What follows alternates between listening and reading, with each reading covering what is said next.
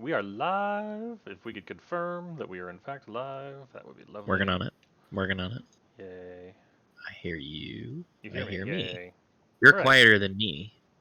I can adjust that a little bit. Dink. But otherwise, looks and Right. sounds fine. Wonderful. And with that, hello, guys, gals, and non-binary pals, and welcome to another episode. Non-barbarian pals. Now, yes, non-barbarian and non-binary pals, and welcome to another episode of Mike's campaign of Sugoi Sauce. I'm your host, Mike Irwin, aka the DM. With us, as always, in opposite order, Deacon Sylvia, the Knowledge Cleric, aka Blessed Bellarmine the Great. Caden Stormblast, our High Elf Monk, aka Zach. Our Farblogged Druid, Hugh, with his owl. Oh, actually, no, he doesn't have his owl anymore. Who? No, I did. The last thing that I said before we signed off was I ritually cast. Oh, very good. So he's back. Reprovide your That's accurate. owl to you. And then Who 2.0? our Gnome Tinker, Babbage Jarl. Oh, And who we 2. have peoples. Alright. And I'm not going to pay attention to chat for the rest of the stream because I'm bad about that. Kill the GM. I popped out chat so I can see it. But it's funny because you and I are both in Twitch as the same user. So when you type something, it comes as me. And when I type something, it comes as me. That's not confusing at all. Alright. So yes, we had last left our intrepid adventurers on the edge of a cliff, quite literally and figuratively, deciding that they were going to attempt to cast some magical abilities to see if they can get themselves jumping across this rather large gap space between floating islands. I am going... Yeah, we realized that we did bad math, and we definitely have the distance required to do what we want to do. Yes, now that you've all decided you're going to do a giant owl plan, assuming you have all of the creatures necessary to actually... we roll them dice. Yes. And there is... Let's see... I think... Jeff, can you control the owl? 3 screens, 3 browsers. Ooh. Yes. Who can move? Oh, I wanted to test something. Does this all happen? Do you all see this? I do. Yeah. Cool. Okay. I was playing with shortcuts and learning Yes. things. And then does this all move your screens?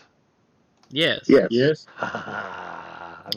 You made it auto center on pinging. No, you have to. You just hold Shift. It makes everybody. If the DM holds Shift and pings, it moves everybody's screen to that point. Interesting. So like if Just I the can DM? just ping, but if I hold Shift and ping, it moves everybody there. Nice. Good to know. And then if you click on a token and hit Z, it zooms it. But if I, as the DM, hit Shift Z, I make everybody see a token.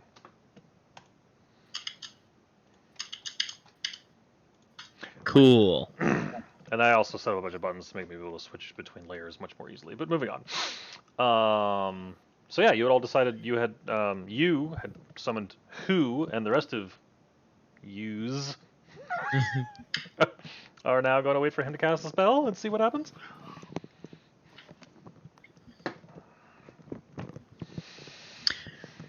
And with that, it's playtime. Gentlemen, just in the event that things go awry and we begin to plummet to our deaths below, do your best to come to me, for I have a way with which we can land without becoming liquid.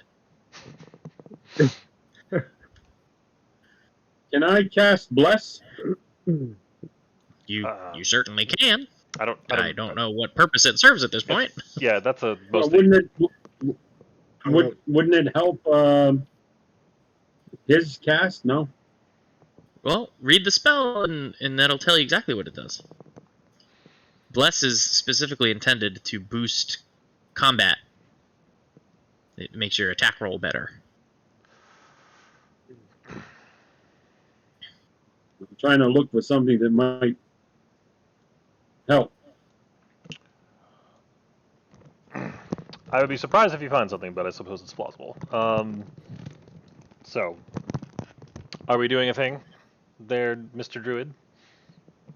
He's thinking through. considering his options. Have we long rested at all? Actually, there is something that would definitely help. You have not long rested. I mean, you haven't long rested since the one combat you've been in, if that's what you're asking. Okay. So, Dad, there is, just so you understand mechanically what we're trying to do here, Dad. Jeff is going to cast a spell that he has to concentrate on. That spell is going to summon a bunch of pixies. Those pixies are then going... Well, that's the intention. The intention is then to have those pixies that he summons, which he's concentrating on, then polymorph all of us into giant eagles. However, if Jeff gets hit, he has to roll to see if he breaks concentration. If he breaks concentration, that means that he loses the pixies. And if the pixies disappear, they've all broken concentration on polymorph, and we all polymorph back into humanoids. So, if you had a way by which Jeff's saving throw against concentration being broken could be boosted, that would in fact be very helpful. And you do have a spell that does just that for a period of 24 hours on a target. But I don't know if it's been activated. Well, no, you'd have to tell me if you were casting the spell. He means prepared, because he's a cleric and he prepares his spells. Oh, yes. So that would be a conversation between you and the DM. I mean, if knowing this was the plan and you being as smart as you are, I would argue yes, that is prepared. Plus, we could also, just spend the night, do a long rest before our travel. That's also a possibility. If you want to do that. Is anybody hurting? How's everybody feeling now? Do we need to take a rest prior to leaving?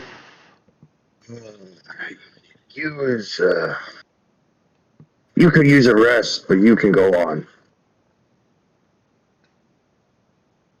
I mean, as far as I can tell, you're all at max hit points, but I'm not tracking all your What if stats. I was to cast ceremony?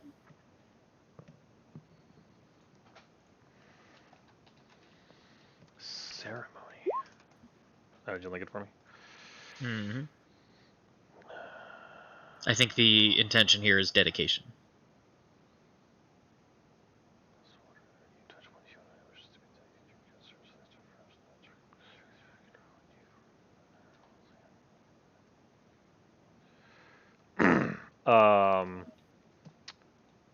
Concentration is a Constitution saving throw. Oh, well then yes. If you wanted to do dedication, that would help. It takes you an hour, and it would be a whole. There would be. I mean, it's. I would explain. I would expect you to explain what this ceremony is that you are performing on our druid friend, such that he has a dedication dedicated. Onto his person, but it's certainly an option.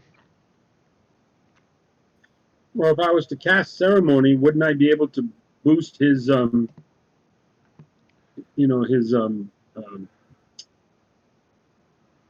concentration? Yeah, you'd be getting an additional. He would get an additional D4 for 24 hours. That is true. Mike's asking you for a role play. What does this hour-long ceremony entail? Yes. It's a simple adoration ceremony. It's more and more of a liturgical action. Fair. Do you think you have all the parts and pieces you would need in this space to do justice to your deity for such a dedication? Well, I've got all kinds of goodies. So on your person, yes. Okay. Very good. Okay. Yeah, I mean, I've got incense and vestments and he does. He has his priest's pack. I believe it. Okay. Yeah, so he's got a censer. An amulet of the devout, a signet ring, fine clothes. Well, we don't need the fine clothes, but You have vestments. And a potion of heroism. Now the better question is, does the druid consent to this? Yeah, the druid has to be willing. So are you willing? Willing and able. It'll boost your concentration. You have to be within 10 feet of him for the whole time. Or within for the hour he's casting this. Jeff's cam could be moved up slightly, says Ed. Boxes aren't matching up, says Ed. I was in like the streamers. Oh, not you, Jeff. He means the area capture in Discord. That's for you, Mike. You're grabbing black bar above his cam and not enough below it. It's kind of a nitpicky detail, but as long as he's our only viewer, he pretty much gets to dictate anything he That's wants. fair. That's completely fair. Okay. So what do you say? What do you say, you? You is willing and able. All right. Stand back. But within 10 feet. All right. Bellarmine takes an hour. What? All right. So Bellarmine takes an hour to do this very liturgical process. Yes. Involving rites. I don't know if you want to explain. Like, are there incense? Is this like an ash thing somewhere? No, Is no there anything ashes. marking him? Yeah, Okay. but there is incense. Yeah. Got Little it. charcoal. You throw in a little incense. You incense the tabernacle. You go in. You withdraw the. You withdraw the host. You put it on the altar. You kneel down. You pray for a while. Man's Then you got an stand altar. up. All right. And, yeah. I mean, we can make an altar out of most anything. Fair. You can get a nice flat stone. And now we're about ready. You know. Okay. And what is Babbage and muted Zach doing through all this? I am. Okay. Oh, go ahead, Zach. I was just saying, Caden wanders over. He is not much for ceremony as such, so he wanders over to this nearest tree and posts up underneath. And if he had a hat, he would tuck it over his eyes and snuggle down tight. Just take a little nap, basically. Okay. Yeah. I'm rolling here. So it says for starry form that as a bonus action I can expend wild shape, starry form. Yep. Lasts for 10 minutes. Could I choose to do that once I'm an eagle?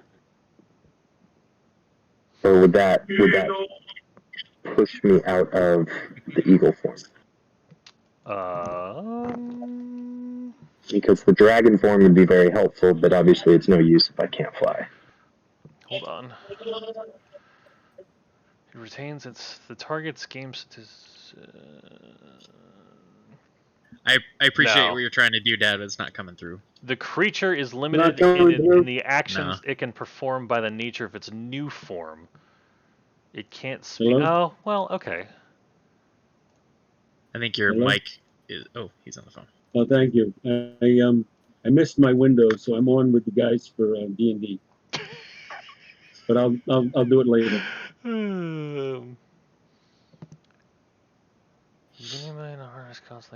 know. I have to knock down one of these machines in order for me to see. By the nature of its Hold new on. form. Yeah, I'd allow it. Jeff? I don't think So there's you're anything saying about I being can- I don't think there's anything about being a giant eagle that stops you from activating starry form. So I could be an eagle. We could Yeah, be it's flying. Yeah, I'll be able Hypothetically, to do my reports some later as griffins long as or it doesn't something could back show up. up, and I could then, at will, use starry I form may try to dragon. do them in right? between what I'm doing. Yeah. Yeah, that would do it. Wow. Clever. All right. Didn't sound like you had a good day. Yes, I'll allow it. Excellent.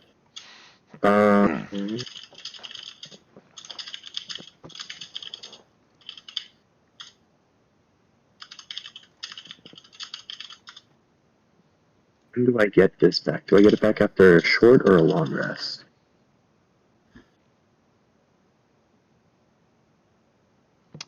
It's whenever you get it's long rests because it's your wild shape. It's not going to be in the No, it description. says you regain expended uses when you finish a long or short rest. Oh, okay. Never mind. There you go. Beautiful. Do we get anything back else on the short rest? Okay. That Sorry, I would have. be entirely up to your individual characters.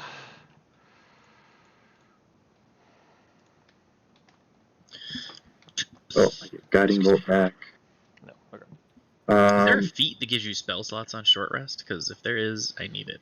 No, that's more like a wizard thing. Like you Yeah. get spells on short rests depending on what class or what school of wizardry you are. That's like the one thing you can get, and or sorcerer points really. I think warlocks. correct me if I'm wrong. I Way used too. one charge of portent last time, correct? For a 5 to avoid being hit. I thought you used both of them. I thought you Should I be- tried to use the second one, but couldn't because it wasn't an attack roll. That's right. Oh, okay, yeah. So I still have that. Okay. I thought we used 3 different rolls of portent last time. So did I used 2. Okay, that's why. All right.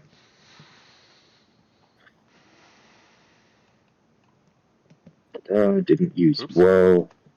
Or no, I used 2 charges of. I have 1 more charge of woe. And true. All right. So you has been dedicated. Okay. Which means I'm following the Goodly Deacon, like backdrafting in Mario Kart. Except Well, I'm not trying to no. You pass just it. needed to be within 10 feet for the purposes of the dedication. Now you just have 24 hours of being essentially. I don't want to say blessed because that actually has mechanical meaning in Dungeons and Dragons, but his god is looking out for you, basically. Right. Okay. So It's like a half bless, but it lasts for a day. Yeah, that's Because good. bless Roger can that. do attack rolls or saving throws, but it's only a short period of time. Okay. Can we cast as giant eagles? Not if it has verbal. I was gonna say you Maybe can't just talk, somatic. so maybe and even that's a bit tricky. Somatic gestures, maybe. Yeah, that's a bit.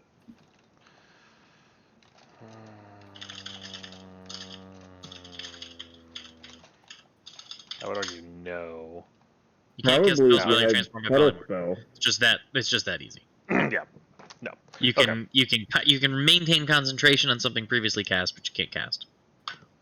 Just like wild shape. Makes sense. Like, I assume once I cast the spell, you'll let us know if we got the pixies or not. Yes. Yeah, this whole plan falls apart if we get anything but pixies. We'll just kind of metagame it and like, no pixies. All right, long rest. Yeah, we're just gonna sleep here for a week until I roll those dice. Does any of the things that he has going for him right now help with that? What the chance of him? it's- No. No, it's That's like a just DM discretion. DM fiat, which Mike has decided will come down to a dice roll. And I think we discussed the first roll is in our favor. The second one is a 1 in 3 chance, right? Yes, and I may have already done some of these rolls ahead of time to save time. Alright, He you. pluralized it, which doesn't leave me very. Yes. He said rolls, but I don't think we really much like care. Anyway, I'm metagaming. Alright, so you pull out a hollyberry. Not to be confused with the famous actress from a whole nother universe. And takes the berry and gesticulates, rubs it on his fur, and then flicks it up in the air. Oh, I'm sorry, 4 hollyberries. No. 8, because it's 8 pixies, because they're CR 1/4. So 8 hollyberries, tosses them up in the air, swallows them all, and then go Peter Pan. Pop. Oh snap! And you are surrounded by 4 blink dogs. And there are 2 sets of sprites and 2 sets of pixies flying all about and around you. That's meaning 2 individual pixies. Correct.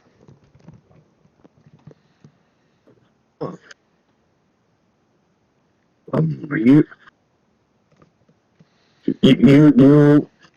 and all of you? Oh, this did not work as you intended. Each one of the dogs comes up to one of you, with the exception of you, Canadin, and starts basically looking for pets. I start petting a dog. This is phenomenal.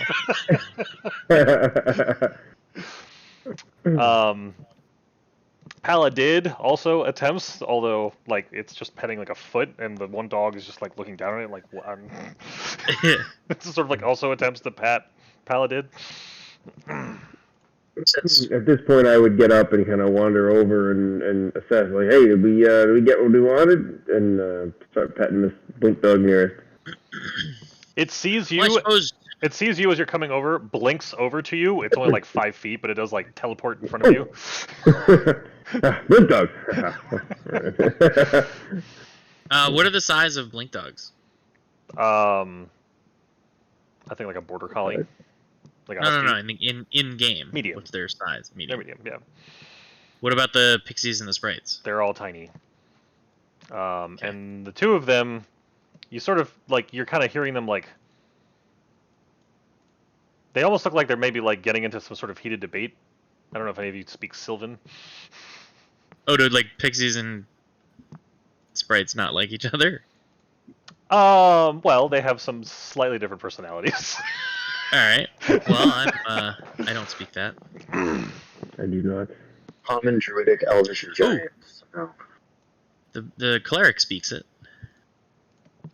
Hold on. He's also muted. I don't know if he knows that. Yes, you are unmuted, Mr. Bellarmine. Let's see.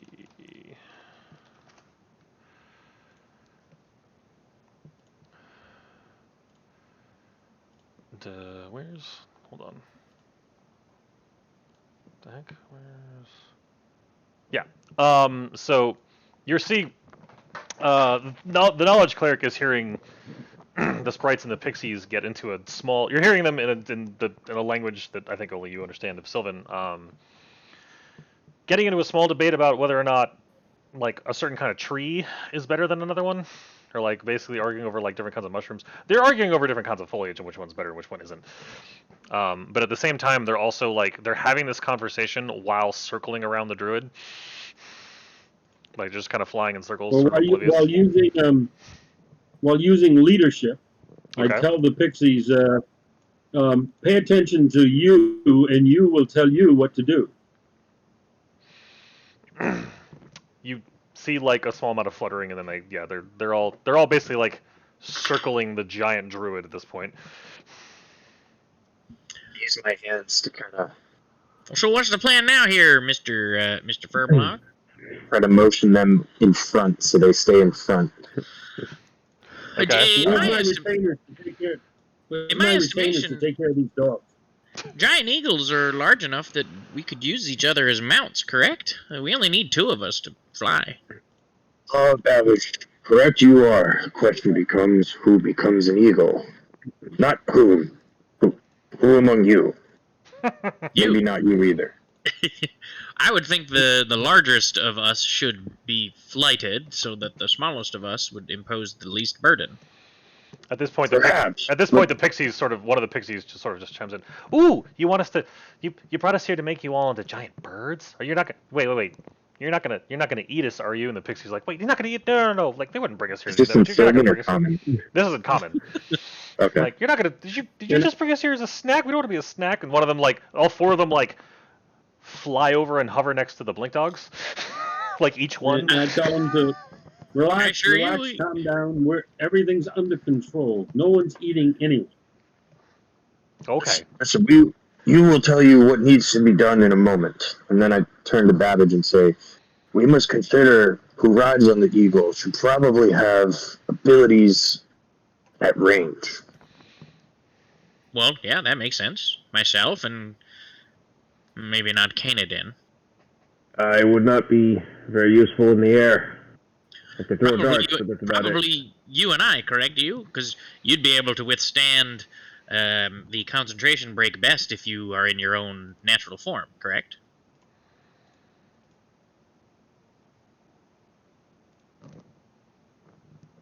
I would think as an eagle you'd be more defenseless rather, than you yourself in your natural form, in the event that something's going to interrupt your ability to maintain these pixies. So if the deacon can shield us with magics against anything coming, then, well, I suppose there's no choice. I'm sorry, I'm looking Well, over my you spells, have and I'm not good in the air, actually, I'm because just everything's concentration. I'm just thinking pure AC at this point. Yeah. Like you'll get attacked as a bird, I think, easier than you would as a druid. You'll have access to your magic items, you'll have access to your armor, spellcasting. You don't retain your own AC, do you? No, you As a have bird? natural armor No. as the bird. Which I assume is like a 12 or a 13 or something.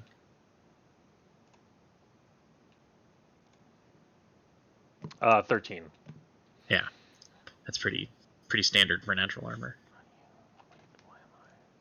So maybe I'm metagaming, but I would think if we don't want you to get hit, the best course would be to leave you as you.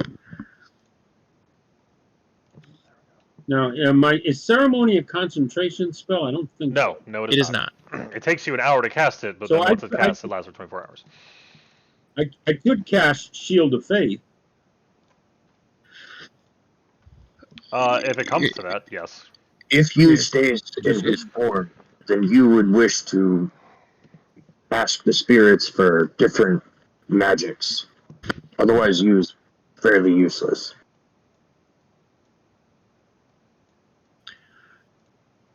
Also, you talked to us a lot about what these pixies could offer us. What can our sprite friends offer us if they're going to be flying along with us? Obviously, we'll have to leave the blink dogs here, but I don't think they'll care much. The sprites, you get a bunch of sad whimpers from that, like, oh.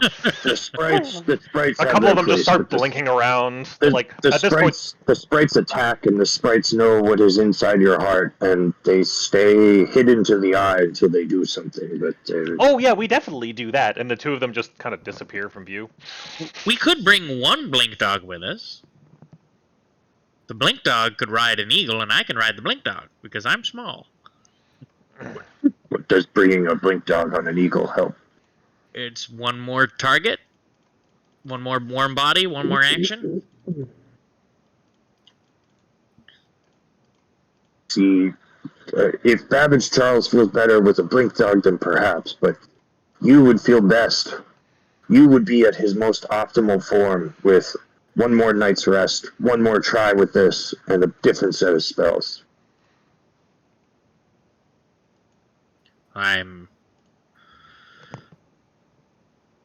Well, this spell's only good for 24 hours. Oh, the dedication that he did, yeah. If we long rested again, we could just repeat the process. We can do it again. We could. You could get real familiar with his liturgical ceremonies. Be a liturgical ceremony by starlight. Big fan. I thought Zach was mostly joking about just sleeping here for a week and recasting. I figured we'd work with what we got. There's no, we're in no rush here. But aren't we though?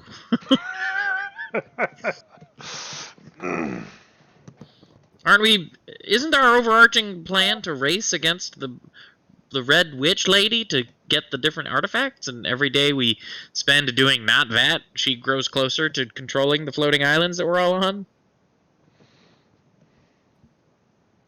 One more night would help, or we can push it now. One more night may also lead 8 blink dogs in the morning. Then why did we perform in a play?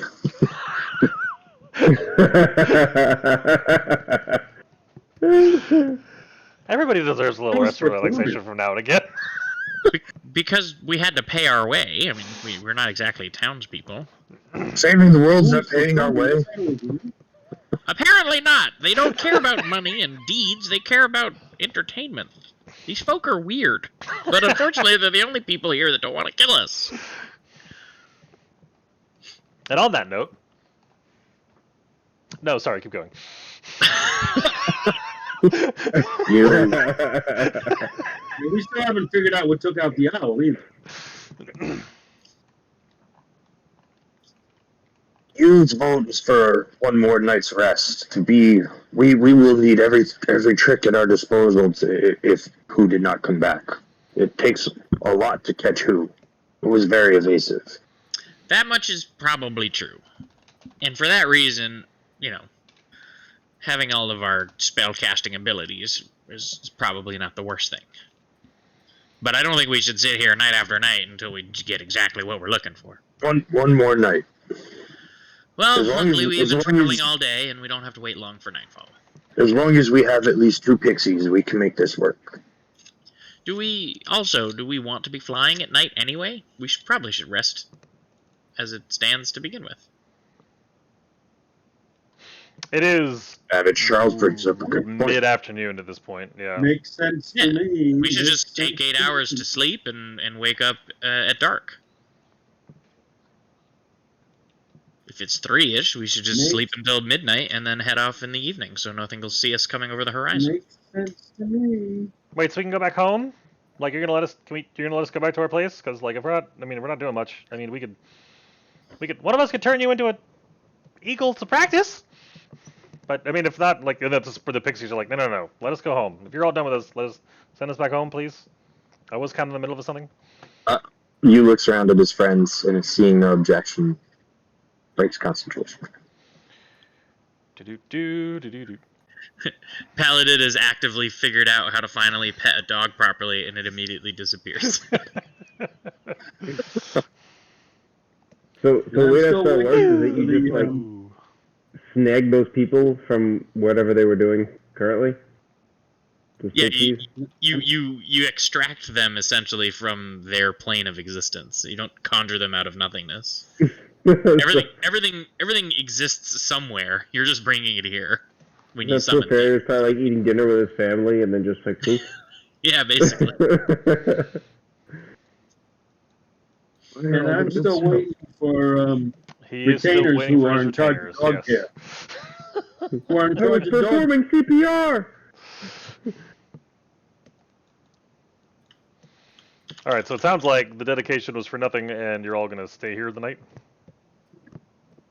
Well, the dedication lasts 24 hours. We're only sleeping for an 8-hour rest. We'll have 16 hours of dedication when we awaken at midnight. Good point. Yep. Fair. And we determined it's only like a 20-minute flight. Going at full speed, assuming nothing gets in the way. Yes. Yeah. Like, it's not hours in the air. Mm-hmm. So, What chop. could Everybody get go in sleep. What'd you say, Dad? Well, since I just got a nap, I'll take a rest. I'll take a first I watch. said, what could get in the way? Griffins. Do you remember griffins? We talked about the griffins. Merv? Yes. The griffins of Merv. But what? We still don't know who took out the owl. Well, we're not going to know that. We can only speculate, and I think it's safe to speculate it's the aforementioned griffins. Yeah, it could be.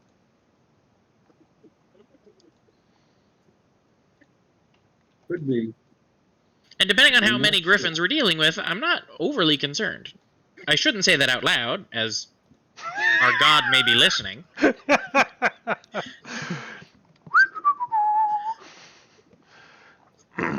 But in any case, I'm going to go tuck myself against this comfy tree with my buddy Paladin. And and I fall asleep. Sounds like it. As long as Sounds like everybody's you're resting talking within 30 feet of me. Hmm.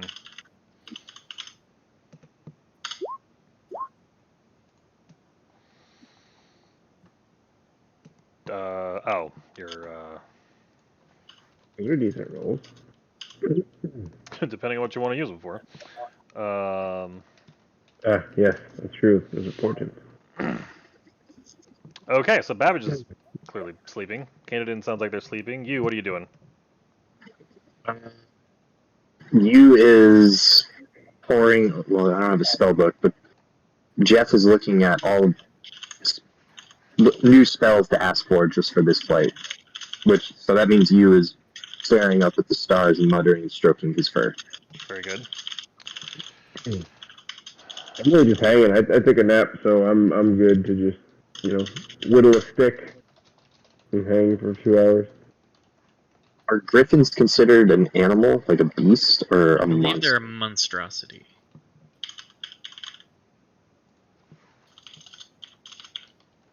I'm here. I can still hear you. Just running upstairs for a second. Got it. They are, in fact, a monstrosity.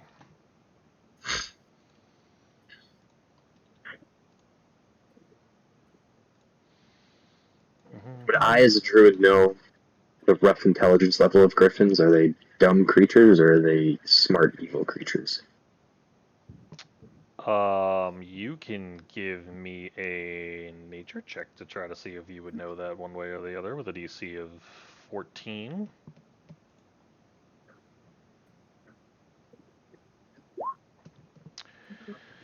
So it turns out you happened to do a little bit of research at one point or another involving griffins, and you would know. Grab my. No, where's. No, can I not? There we go. I can spell.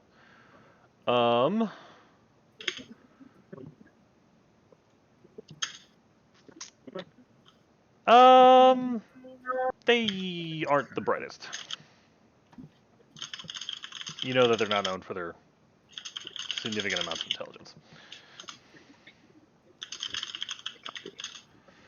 I don't want to hold everyone up, but before I actually do anything else, I could use a few minutes. I'm in level 3 spells right now, and I'm trying to find any good. I have a couple spells that I'm already going to swap out that are non-concentration because I'm be focused on conjure woodland beings the whole time. That makes sense. But I could use a couple more minutes just to be thorough. All right. Blessed Bellarmine, are you doing anything particular with your time besides just willing those retainers to show up? Yeah, no, we're definitely praying for a really good, strong day tomorrow. Strong day, he says. I will interpret that accordingly. Babbage is sleeping. Such all right. an interesting choice of words. Yes, it is. Was that? Just an interesting choice of words. A strong day. I like it. I like it a lot. Well, for us to have the strength, not anybody else. I feel inspired. Let's just put it that way.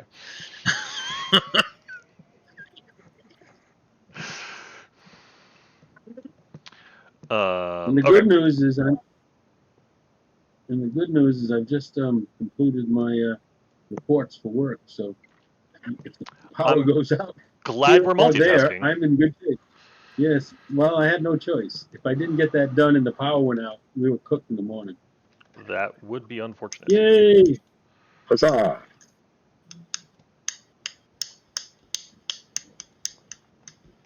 All right, so let me know when you're ready there, Jeff.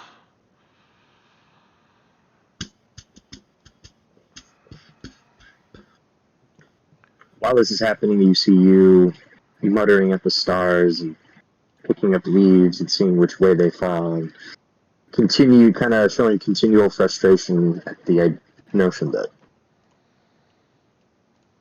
he's marginally more effective, but everything is a concentration spell. Everything.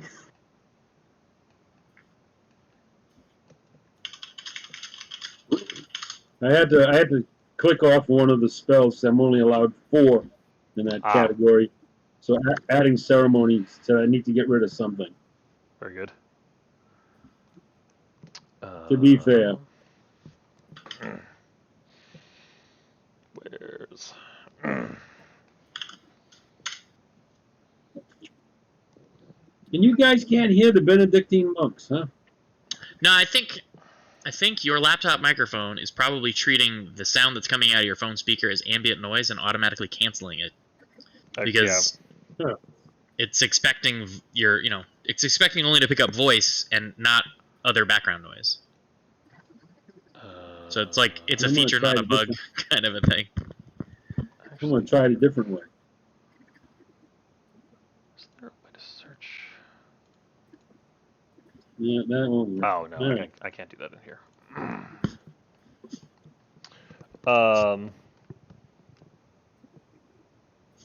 Okay. Is it morning yet? For the purposes of the story, and the things that I would like us to get to and focus on for this particular session, yes, as it turns out. Nobody's warning spears go off, everybody's sleeping without a hitch. By morning, you mean midnight? I mean, if you wake up... Because that was what I stated. Oh, yes, you wake up at midnight then, yes. Yeah, as the plan. I don't know who woke you up, but yes. Pala did the alarm clock. Comes over and just sort of bops you on the head. No, he hits himself like an alarm clock. There you go. Paladin, the alarm clock, somehow knows that the moon is at its zenith. You'll have to imagine that this is in fact at nighttime. I did not design this map to be a nighttime map. I did not know ahead of time. So, but that's I okay. think you could adjust the opacity of the map layer and make it look like nighttime. I suppose we can. How difficult? Oh no! I hate that. Can I do that? Oh, I don't have dynamic light on in this filter. I'm not going to mess with that right now. All right, no worries, not a problem, not important. Yes. Well, anyway, it's going to be morning by some point. So I stir. Okay. Realizing that I feel revivified and ready to take on the evening, I will awaken my compatriots. Oh, you're trying to fly at night. Did I misunderstand that earlier? Okay. All right. Yeah. We needed a long rest, and we would prefer to fly to cover of darkness. You said it was late afternoon. I figured that was like 3 o'clock. 8 hours after that is midnight, 1 a.m. Huh. Okay. Fair. All right. Is We is get a long an rest owl then, an and now it's option? nighttime. Okay. Is some form of owl a giant owl? Is that an option? Perhaps. The polymorph. I think giant eagle's the way to go because it's the fastest overall move speed. I don't know if giant owl is. I was I mean, there looking at is the a- nighttime flight. There is a large beast giant owl. Could you pull that up real quick while I'm finishing this? They don't have any additional. I mean, they have 120-foot dark vision. I guess that's what Zach is talking about. Yeah. Eagles don't have dark vision? Probably not. No. They have by day. No. They have What's 80 feet instead of 60. and owls are 60 feet, yeah? Yeah. Yeah. So you fly a little slower, but you have better perception, stealth, and dark vision. And I've cast ceremony dedication. You also get flyby being a giant owl, but I don't know if. Actually, that's What's that? probably helpful.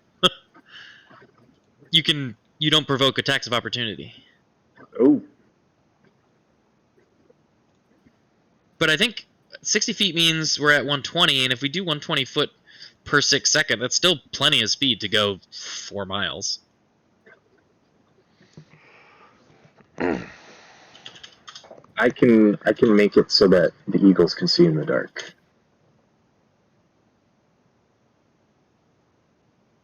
Yeah, flyby might be helpful.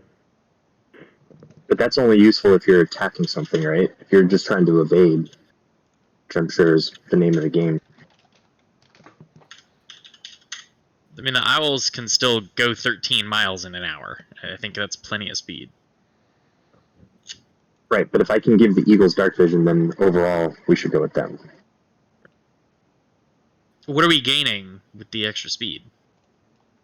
I have a few tricks up my sleeve, good sir. All right. I'm just, we're talking it out. We have the option right now. We're discussing our plan. I think Kanan brings up a really good point. Being able to see in the dark is very valuable, and the owl's natural evasiveness makes it less likely that anyone's going to get hit and break concentration or any issues. So wait, so the owl has advantage on not being hit, or simply not provoking an attack of opportunity when it flies by? Owls have flyby. Right. That doesn't. Flyby states the owl doesn't provoke opportunity attacks when it flies out of an enemy's reach. They cannot be opportunity attacked. So you can just fly past anything that's in our way. So if something is in melee range, you just leave, and you don't have to worry about disengaging.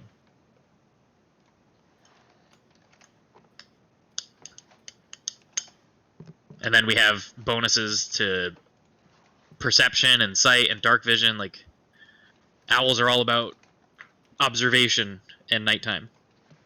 So you sacrifice a little speed, but still have more than enough to accomplish our task. But we gain evasive, stealth, and perception. So here's what I was thinking, but I think I'm leaning more owl now because that's a good point you bring up. I was thinking of giving both eagles that and both eagles that, neither of which are concentration. So they have dark vision, and now we're faster than a griffin.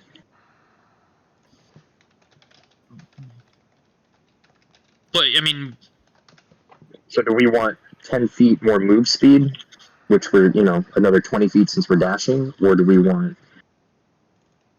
basically survive the initial melee attack, and then as we try to pull away, we don't provoke opportunity attacks? I think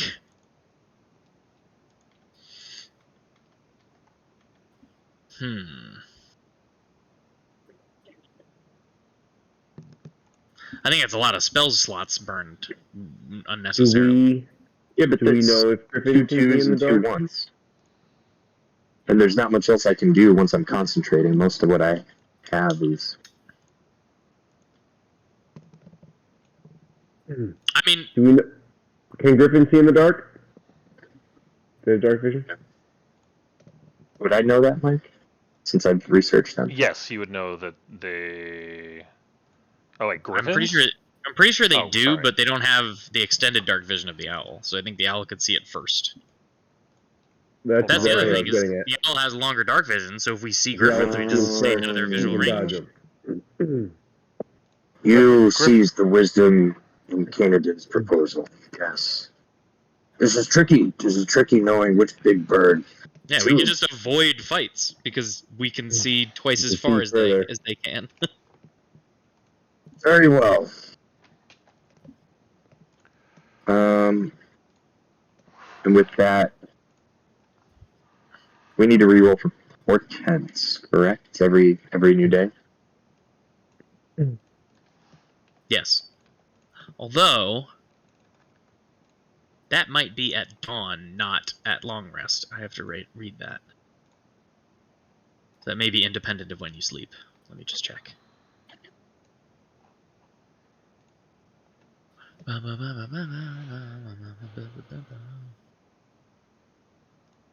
After finishing a long rest. Nope. So as soon as we wake up at midnight, we get a new portent roll.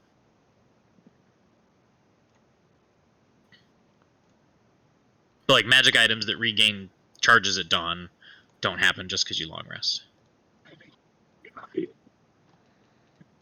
Okay. Thank you, gentlemen. I should have done this in the off time, but it's been a busy few days. No, that's all good. We kind of just had the conversation in character. Yeah, that makes sense. So, are we conjuring winged beings? Let's see how no pixies we get. No whammy.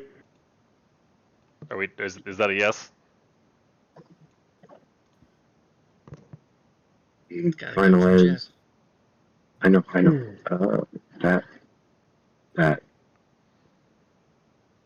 Dad, since we did a long rest, I don't know if you saw my private message in game, but you can change your red dots on spells because it's a new day for you. Well, I already did to this. I think he was already doing that because he was talking about dedication earlier.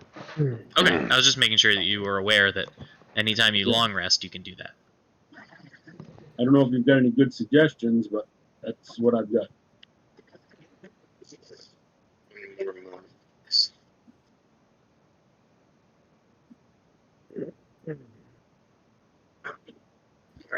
My Okay, only suggestion is just be wary of any spells whose components have a gold value attached, because if they have a gold value attached, you actually have to have those things. Unless I'm cool with it. Unless otherwise. Mike's, going to ignore the rules, which he's welcome to do. Say again, Jeff? Pretty sure. Yeah, a pinch of dust and a drop of water.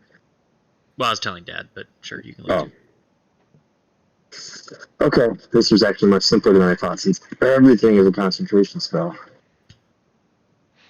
There are some neat things, like air elemental spells to push things away, but that probably won't even be necessary. Okay. Cover of darkness, hear my cry, let's go fellas, fly, fly, fly, conjure with I love it. That was great. So who's a bird? That's what I don't remember. Pink. Huzzah. Ooh, this was better. Do I see 4 pixies or 4 sprites? You see 4 sprites. Oh. I misjudged who was who too. I thought the blue ones were pixies. But there's 2 pixies though, right? Yeah, we still got the 2. We have 2 pixies, yes. So we'll just bring the Sprites as cannon fodder, and I mean, a sprite still has actions, right? yeah, they can attack. Oh, There- hey, they there got are- short bows? Yeah, let's bring there them for sure. Our proverbial wing Sprites.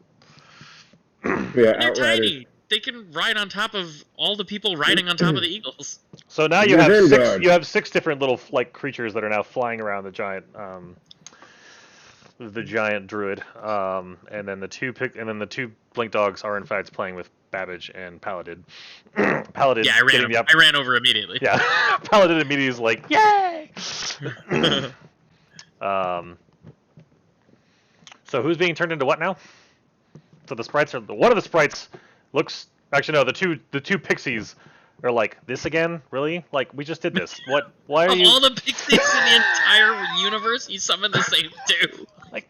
We just did this. The 4 sprites do look different, and they're entirely What are the like chances? the 4 sprites actually seem to be in the middle of some sort of family squabble. You're not sure, like something about the aunt not coming to the nephew's birthday party, or at least bringing a wrong gift, and not understanding that like there's different. Like he just did not want that particular kind of mushroom, and it just kind of offended everybody else in the family. So they're flying around you, but they're having a conversation pretending he's not there. Whereas the 2 pixies are just kind of like fluttering like. Yo, sprites are awesome. They're in good hands, and they need to listen to you. Yes. Welcome back, friends. You will be respectful of your time on this prime material plane, and welcome to the flotilla. Whatever the druid equivalent to that word is. I'll allow it. Okay. I wish I could cast darkness instead of daylight. That would be nice. It's alright. So it is nighttime. It is like the moon is a. It was a waxing gibbous the last time we did this. That put it as a. So it's almost a new moon, actually, which helps you out significantly. Heck yeah. Everything's coming up Millhouse. Say again, over? Dark as can be. Pretty much. Alright, so, what's the plan, Stan? So I tell the 2 pixies to turn Canadin, and I look at Babbage and say, does Babbage wish to fly or ride? I think it makes more sense if I ride. I turn to the deacon and say, will you turn into an eagle? Happily, as long as I can still pray. Of course. In eagle speak, but yes. And do know that you do have that ceremony to help you out. He is But that's still... dedicated. Yeah, it's 24 hours, so you're dedicated still. Actually, I recast it. Oh, well, there you go. He took 'Cause another I thought hour it was to. gone. I thought we, Oh, okay. You had 16 hours remaining. Now you have another 24. sorry about that. I thought we were absorbing that with a good sleep. So yeah, the pixies both fly up to you. All right. So you want us to turn who into what now? Robert and Canadin. We're not into talking giant. to you, Mr. Babbage, name, gnome, person, tinker, Oh, whatever. sorry. I thought that was Mike talking. That wasn't clear. Sorry, I need to come up with a pixie voice. So who is it that you're trying to get us to transform into things? Where did Cognan come from? No, this is Cognan. No, sorry. This is more my. This could be my favors, sure. So yeah, what are we doing here? What's the plan? Why did you bring I us here? point to the first pixie and say, you, what do you call yourself? And Cruel? the pixie says, Cruel. "Pixie says you." This is Like, I my name is honestly couldn't understand that. Kree and Z. You've got Kree and Z. Can you spell that so I don't guess? QWEE. QWE. I gotcha. Qui and Z. Yes. Okay. Qui, you will turn Canadin, the Spearfist, into a giant owl. You want him to be a giant eagle owl? I don't. What? Giant owl. Just giant owl. Giant owl. We can do this. Z, you will turn the goodly deacon here also into a giant owl. Wait a minute, you asked me if I wanted to be an eagle, not an owl.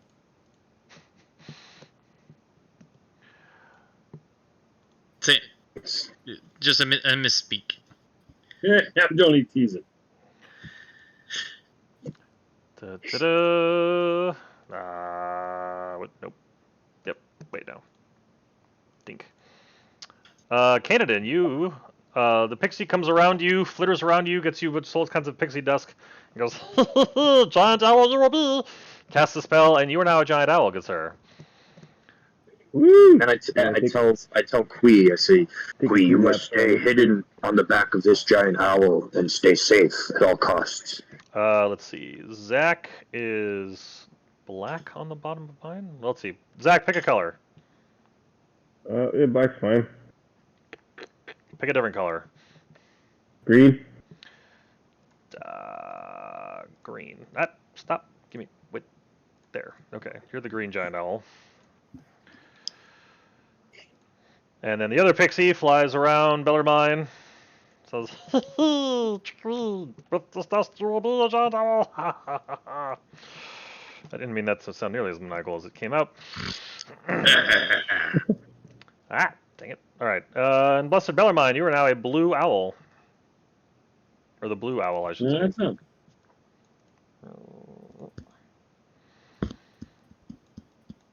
Alright. Question for you, Mike. We should probably take the sprites with us. Yes. Can I communicate in any way? Sprites. A, B, C, and D. You can hoot. Woo! Woo! Woo! Woo! And Mike, Yes. question for you. Per the reading of Z's spell, can I cast that just in open air? Stand by. In open air, you conjure up a wave of water that crashes down an area within range. An area within range. You can just create a wall of water that will immediately fall thanks to gravity. And if it hits a flying creature, it's not prone, which is bad for flying creatures. I'm not going to say that. I'm going to argue that the rule is to not take into account that when you knock something prone, you have no idea how many feet in the air. It does not instantly show up to the bottom of whatever ground it's near. But knocking it out of flying, yes. It's flying and then gain distance. I'm okay with this plan. One powerful feature an owl possesses is the end of their flight feathers. From the Make them PHB, silent. Okay. From the PHB, if a flying creature is knocked prone, has its speed reduced to 0, or is otherwise deprived of the ability to move, the creature falls, unless it has the ability to hover, or it is being held aloft by magic, such as the fly spell. There you go. You knock a bird prone, it starts to fall. Cool. Okay. Give me a moment. Erupting Earth. Here.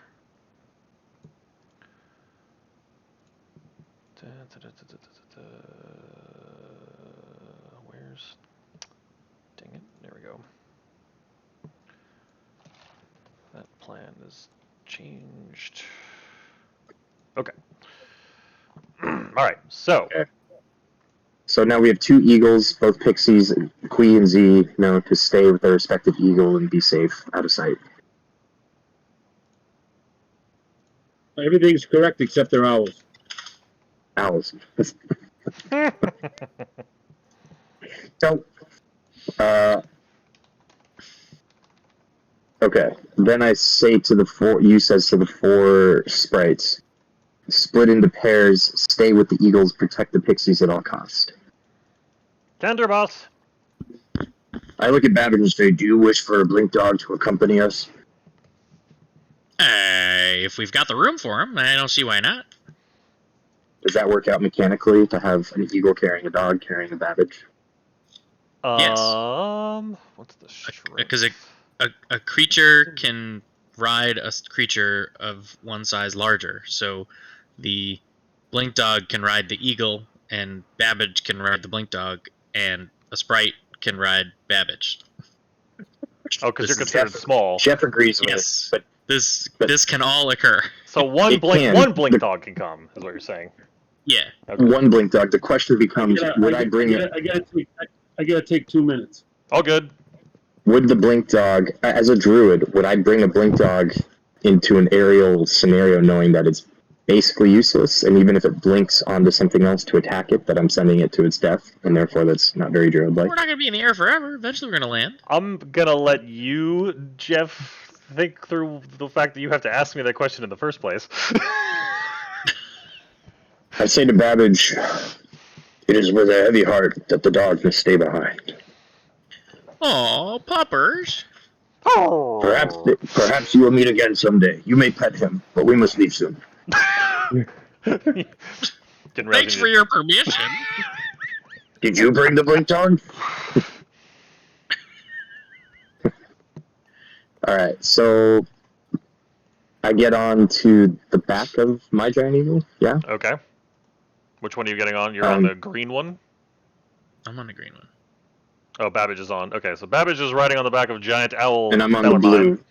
and Alright, you so the is on pixies are- Giant Owl Canadin. Safely nestled wait. into the feathers. The No. sprites are flanking either. I got that backward. Who's on me? You? Sorry. You're green, yes, Zach? Zach Oh, Green. yeah. Zach Green. Yeah, Babbage is on Zach, the Giant Owl Canadin, and you will be on Giant Owl Bellarmine.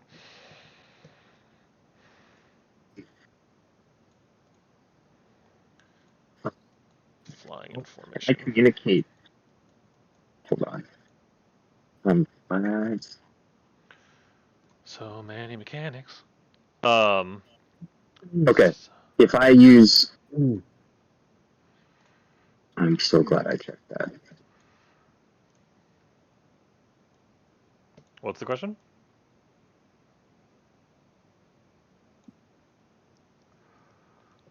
Nothing. I now have speak with animals, so I can actually talk to. If I cast it, I can talk to the eagles at will. Hmm. There you Because I'm not talking to my friends, I'd be talking to owls. You know what I mean? go. Okay. What did I miss? Nothing? Okay. So Just don't get old. Okay. So we're on the owls. The pixies are safely nestled away, each flanked by sprites that understand it's their job to defend the pixies at all costs. The blink dogs are frolicking in the meadow.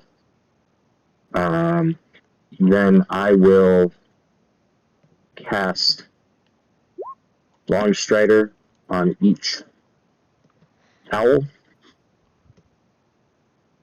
So you're casting into the second level spot?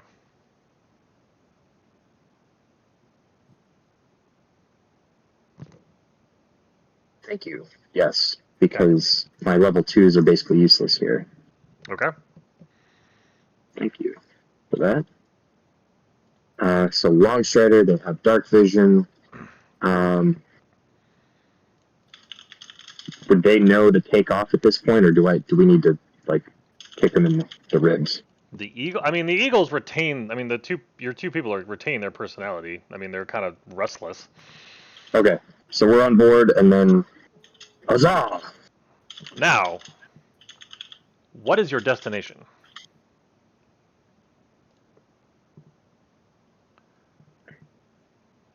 Are you going straight across to the northern island? Do we still recall the direction of the nearest point of land that we saw? I still think it's best to, island hop. Despite our range, we should still make our way to terra firma en route. You agree. Unless we encounter, enemies and we want to circumvent. You agrees. We certainly have the range to go straight there, but we should do so by way of the intermediate islands. Imagine this were a sailing voyage, we would want to hug the land as much as possible for safety's sake. Let us head to the nearest point of land. All right, and I spur Kanan onward. I do this. I ruffle my feathers a I little bit. gently and then beckon the deacon to take flight. Okay. Take a nice. Onward, Stormblast! Nope, dang it. That's not what I meant to do. Kirikiki! Oh, come on. Dang it. I just doubled up. I'm basically going to continue to fly north. Got it. Okay. Give me a moment.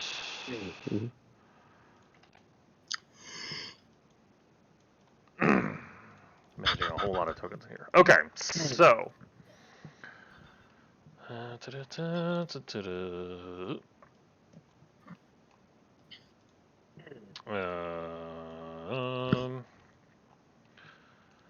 Okay.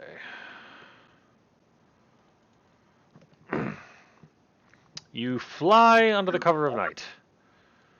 I did not make this a night map, but here we are. Oh, and who is running interference? Like whichever direction we're heading, he's doing his tight loops a bit farther ahead to see anything we don't see just yet. And if anything unusual pops up, immediately doubling back. Got it. Okay. So, you take flight successfully in the utter darkness. It's kind of hard to see what exactly it is that you're aiming for in the dark because there are no light sources across the expanse, but you do have a general sense of where the one floating island was. So, you take off at full speed through the middle of the night. Those are our dark vision ranges for East Mike, in case something's within range. Got it. So yeah, I will definitely keep. Oh, okay, I see. So Keep one of an the eye things out. that you quickly come to realize after flying for maybe like a minute or two is that as soon as you're sort of a decent distance away from the island that you just came off of, you start getting a significant crosswind. Like there is a pretty strong buffeting of a wind that's now basically throwing you westward. So like if you're flying, like imagine, I don't know, what is it called if you're like like the plane's like flying like this, even if it's pointing forward. We have to fly into the wind a little bit. That's what Yeah. you're saying. Yeah, we got tack. Which means we are now not flying as fast as we thought.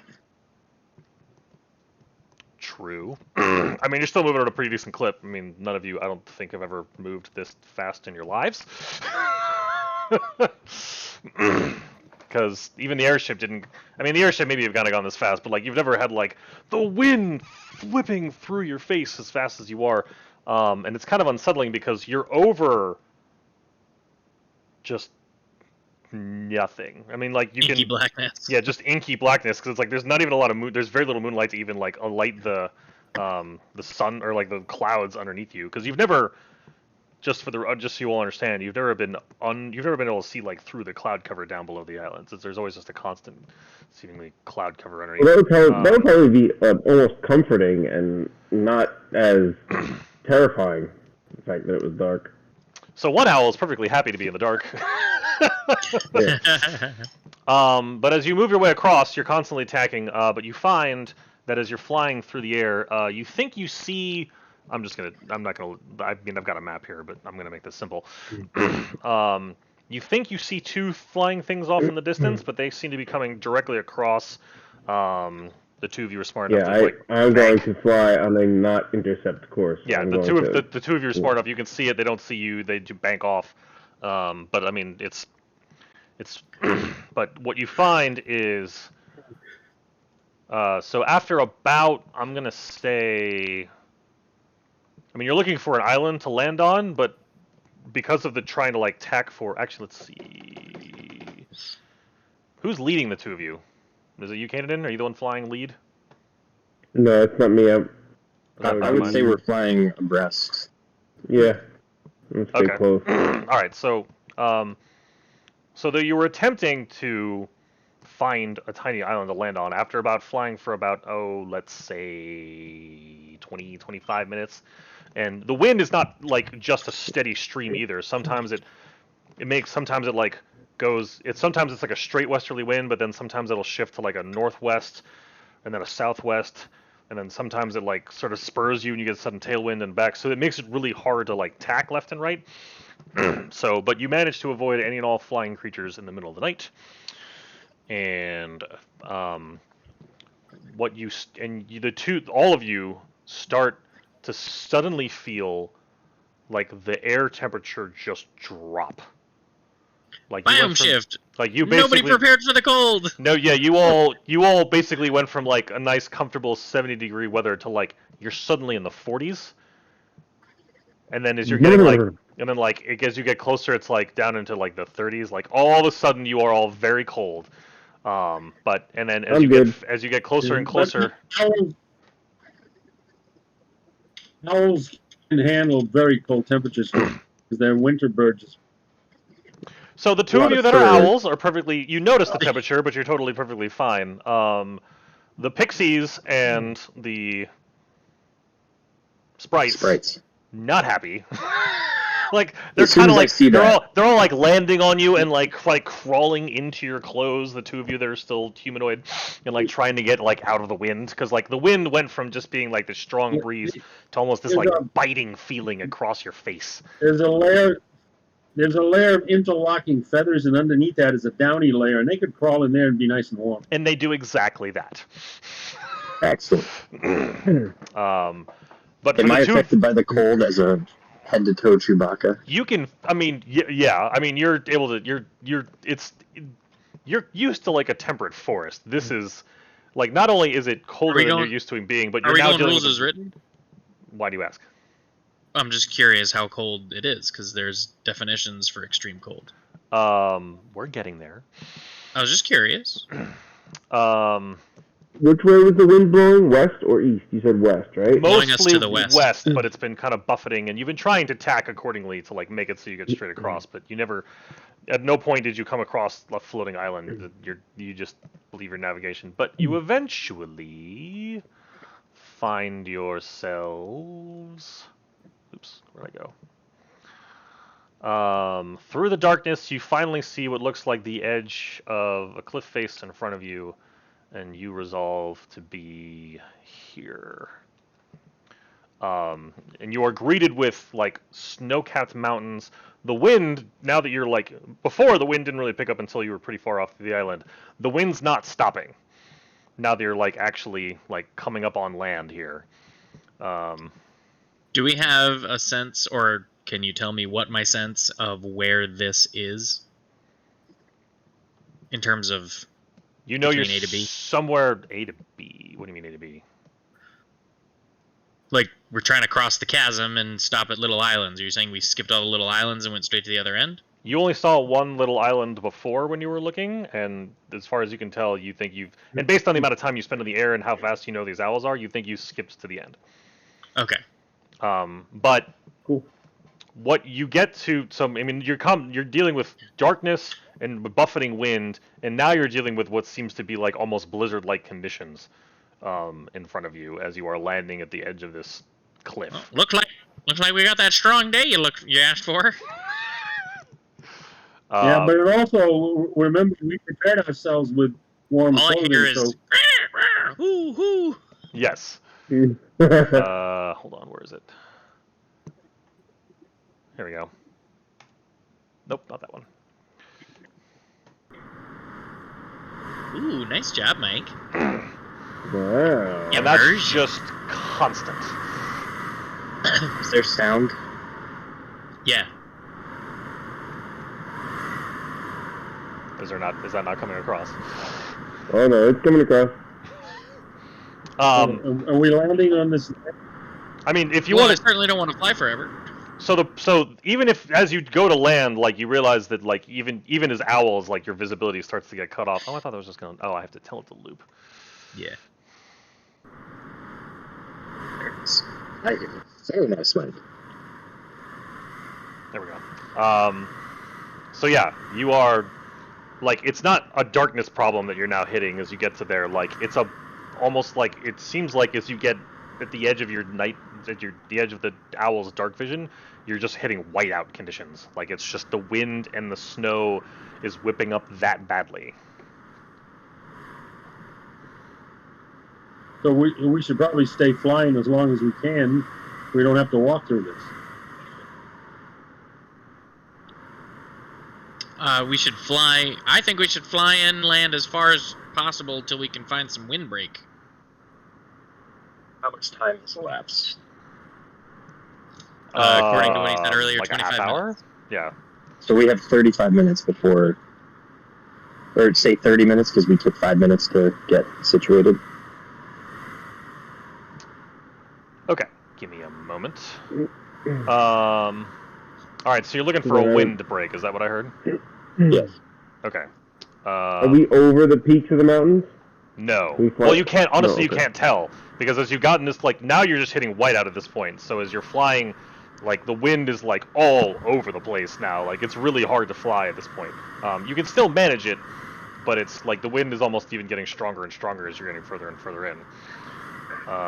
Give me a moment. You're flying further in.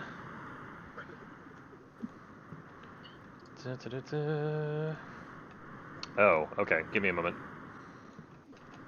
Babbage so as soon as the cold hits, Yes. Babbage is going to rummage through his belongings and begin to tinker with the scrapped tower shields that he had collected, and a flame affect engine, and an amount of gold value worth of assorted scrap that the DM will tell me, in order to essentially craft a portable space heater. Okay. Yeah. I'm gonna give you. I'm gonna call that 10 gold to make a portable space heater. Oh, heck yeah, I can do that in minutes. Yeah, no, that won't take you long. Alright, so we'll just have to define its range and, well, its range, really. How Five- far, how... 5 feet. Great, I'm warm. And I have enough materials All right, at that so price to craft one for everybody. Well, I can craft 2, actually. all right, so at this point, hold on there, Bellarmine. So yeah, so you've got a little bit of, so you're flying over cliffs at this point. I mean, you can see, well, you have like what 20 feet of vision in front of you, so you're kind of flying blind at this point, and you need to fly a lot. Well, not blind, but you can see you're flying very, very slowly. But like, the cold is now extreme. Like the people that are riding on the backs of the two of you that are flying on the back of an owl are not like, you're just extraordinarily cold, like to the point where it's starting to get like numbing. Like this is to the point of extremeness. So he has his fire shield, right? Or flame affect. His There are, space so heater. I have 2... I have 2 portable space heaters. I can give one to someone else. This is a mountain break here, if with like a small amount of cover right here if you want to get out of the wind. Out of the wind would be awesome. So you can land there if you want to get out of the wind. Okay. There you go.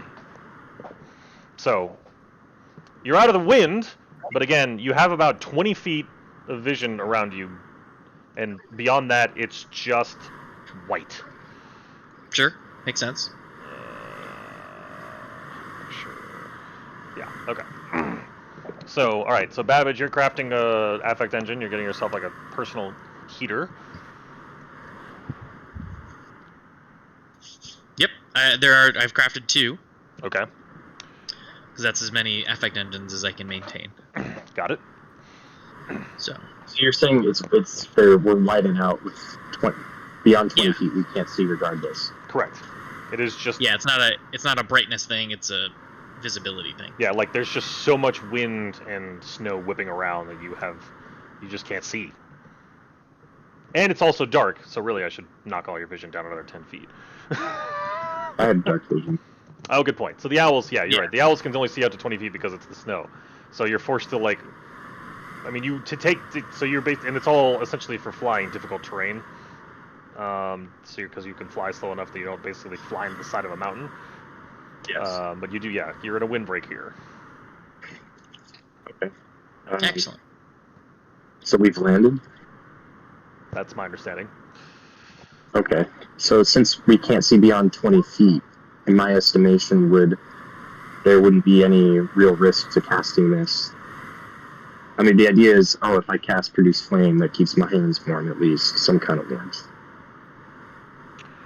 I mean,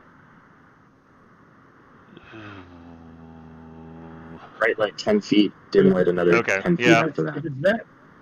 If it's that cold, we may have ended up in Winter Vein rather than Mana Mine area. I'm pretty confident we're not that far off course. That would have been a considerable additional amount of distance, plus the wind was blowing not that way. But we don't know exactly where we left off the edge of the world.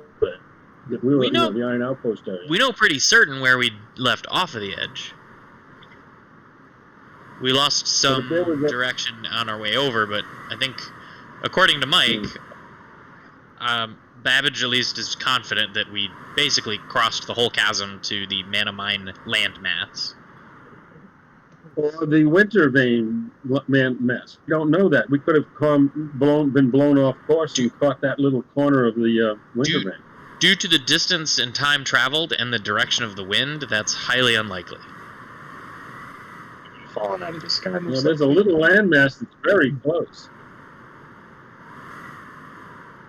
My statement stands. So But that was upwind, so. So you've got two owls. Your Produce Flame is keeping your hands warm, but the rest of your body is not okay with this. Like you're. Am I uncomfortable, or am I kind of starting to shut down? You're uncomfortable at the moment. You're concerned, like your body's telling you that you. I mean, it's a little too early. It's too early to tell. Do I see this little space heater that Babbage Charles has? That's up to Babbage. I crafted two, and I'm handing them to anyone who's not currently a warm and toasty owl, which would just be you. You, yeah. I mean, if I saw that, I would cozy right up next to it if there's enough space. You have your own. He's handing you one. I made two. Here, you have one. I have one. Now we are warm. How long do these last for? It's so cold. As long as the affect engine remains attached, they should continually output heat. Your magic never ceases to amaze you. My statement exactly. Okay. So you're saying we would gauge the not space heater managed temperatures to be below 0? Yes. Got it. So as long as we have these So space how heaters, much we're more staving flying off time do we have? concentration or exhaustion. I mean, Say again. How much more flying time do we have? Probably about 10, 15 minutes.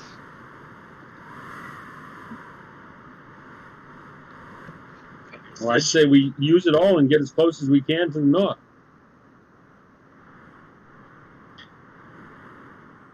Or and better said, woo! Yeah, you're just hooting at this point. Nod my head to the north. I mean, the Mana Mine is probably days away by foot under normal travel conditions. So I take it. All right. So the Bellarmine Owl with I don't know who on board, since the two of you got You. off to get your. Oh, fair. Nobody. Yeah, you're flying without your druid because he went to go get a space heater. I thought that was already resolved. How far away is the pixie? The pixie's currently like hiding inside the owl. Okay. How far away is the pixie from me? Wherever. Currently? Yeah, wherever. 10 feet? Yeah, 10 feet right now. The owl came back. No, the pixie's with the owl. The pixie's Yeah, with look at the me. map. Yeah, I'm just looking at the map. You just said Bellarmine took off. He came back. Returned. Yeah, but I came back. Okay. if he moves more than 60 feet away, if the pixie moves more than 60 feet away from me, the spell breaks.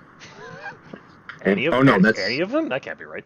No, I'm sorry. That's for casting. Yeah, the that's for casting range is a point within 60 feet, but they just exist forever. Yeah. Well, for the duration. Ish. yeah. Okay. So, Babbage, we must put our wits together. It's very cold. This engine is useful, but do we hunker down here for the night because the spell will end soon, or do we gamble and move on? I think, provided we can share these 2 heaters and huddle together, it has a distance of 5 feet. We can certainly share them amongst the 4 of us. There's no reason why we can't travel together, maintaining a nice warm temperature, and just see where our feet take us. Sure.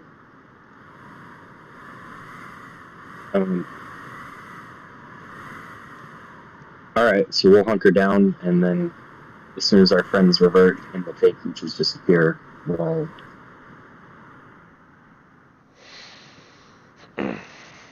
Of course, we can't say anything that you understand, but Right. I'm totally against that idea. I'd say you fly as long as you can.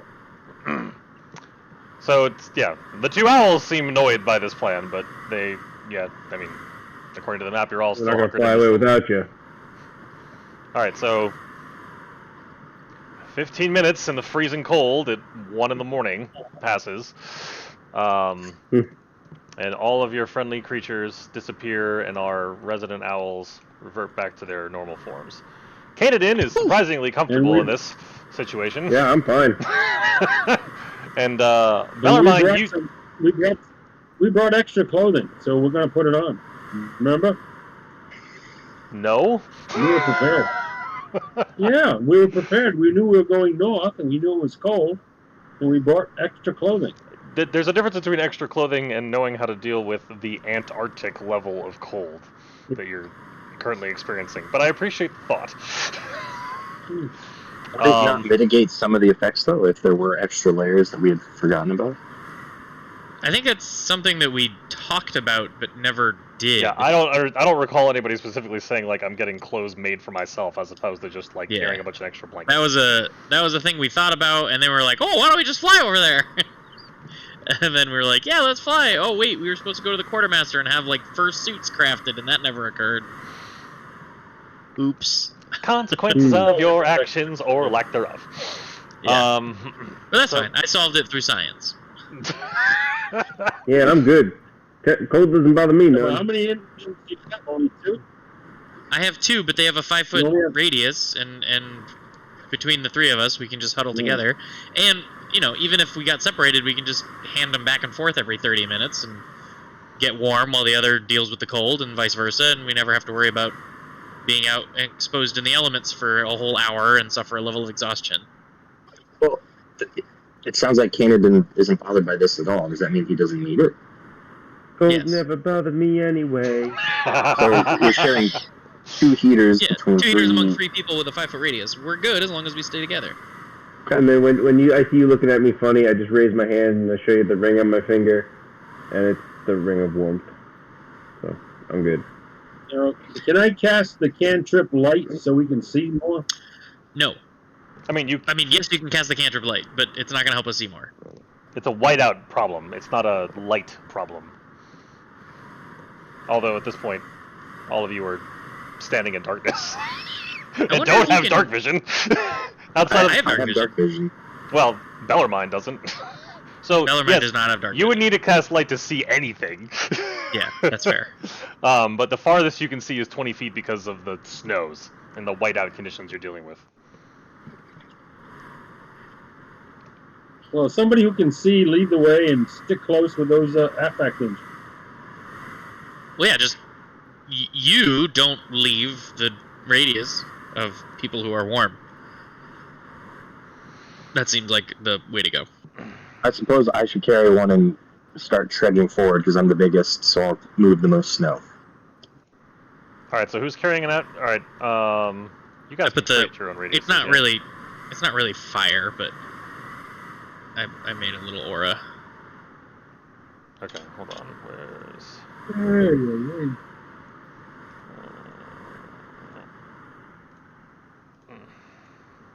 There. All right, who's carrying the other one? You. Okay. Nope.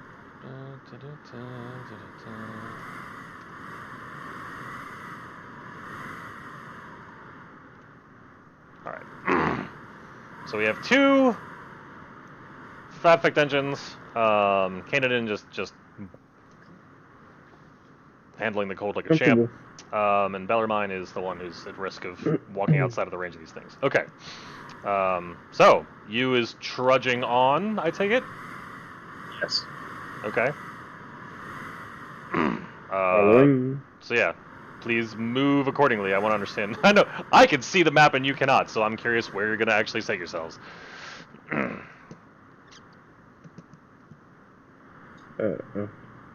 right, so moving along the path here. Very good. And we still have who, but I suppose he can't see much either. So You know what? I will. I will. Do I wait? Hang on. Do I have dark vision? I don't remember. As an elf, you should. yes. Elf, right? I believe I do. The only one who doesn't is Robert, I believe. Yes, I do. Okay. So then, guys, I will take point here. The cold doesn't bother me. It will. Your affect engine won't. Does your affect engine give off light, or is it just heat? It's just straight heat. infrared. So the affect engine is just an energy source of one of three elements. The thing that I crafted is a space heater, so it gives off as much light as a space heater would. Okay, got it. So it may incandesce. So what I will do is I'll take point. You're basically Legolas on top of the snow, prancing about. Exactly. Mm-hmm. Is this a cliff here? Yes. That is in fact a cliff. All right, try to move like 1 or 2 blocks at a time. Got it. Okay, guys, we're heading up this way here. Thank you.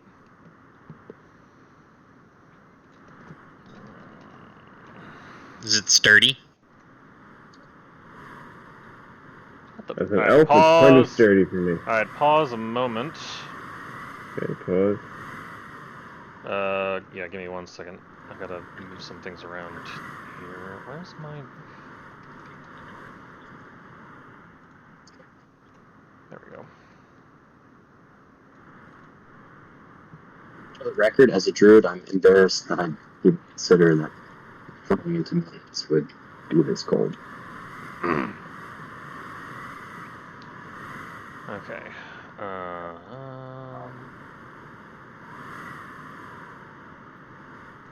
Okay. All right.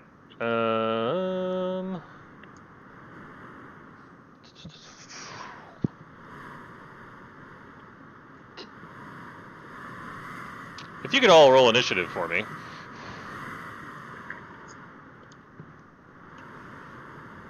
Oh my.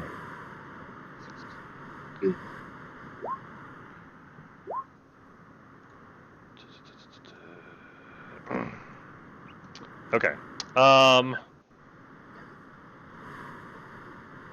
What's the range on that spear of yours, Canadian? Oh, jeez. I think it's a regular spear. Are we throwing, you mean? No. The warning ability. 30 feet. 30 feet. Okay, cool. That's what I thought. All right. As you're trudging along there, Canadian, come all of a sudden out from the snow jumps this guy.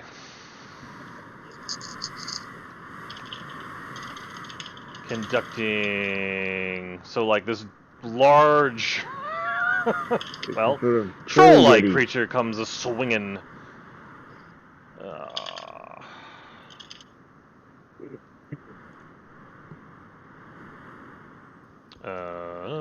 Here we go.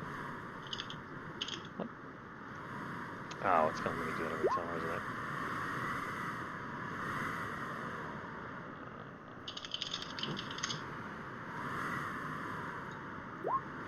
With a 12 and a 14, that doesn't work. And then... Wait, where's... There we go.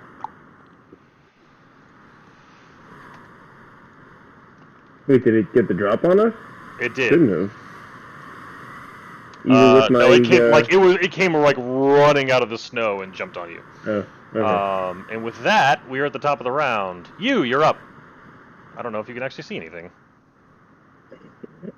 No, you can barely see something. Something with claws just tried to swing twice at Canaan. Move forward, and seeing that, I will. Okay. I'm gonna bonus action. Okay. I'm gonna try to hit it with a guiding bolt. Very good. 19 will connect. For... And then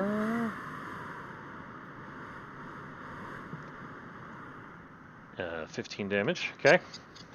What does Babbage know of trolls? You've heard of them.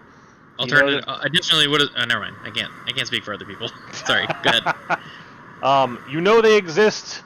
You know they tend to live in harsh environments. You know they're solitary creatures. That's about as much as you think you know about trolls. That's all Babbage knows? There's not a common. They're not a common creature that exists in this world. I'm not your common wealth of knowledge. Well, then you can roll a nature check at a DC 20 there, hotshot. Right. I'll take it. And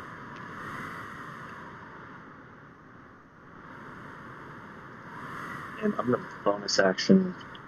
No! Boom! Not the way. I'm a smarty pants. Oh man. Let's see. You know they don't like acid or fire. Okay. Alright, that's fine. It's so hard knowing things that your character doesn't know. That's fair. That's probably the most important piece of information, frankly. Yeah. But I mean that's a much easier piece to assume than the other piece. Well, maybe evidence will point to that here in a minute. Alright, so you doing anything else?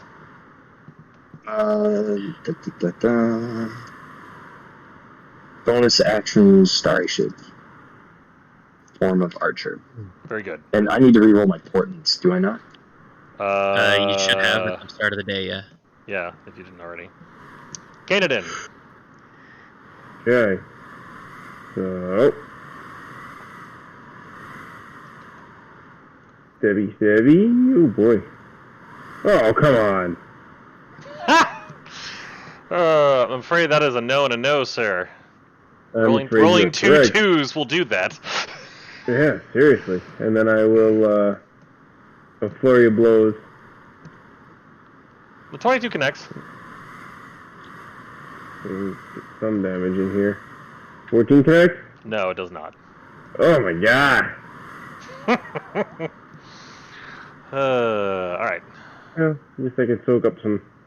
I can AC tank it here. Very good. Okay. The Frost Troll. Whoa there, Bellarmine. Where'd you go back to where you were? The Frost Troll goes here. And swings like so. Rolling an 18 on both Canaan and... Oh, and I managed to miss both of you. Oh, wait. Let's see. That goes to the defender. Yeah, nope. I missed both of you. Okay. Alright. So that doesn't work.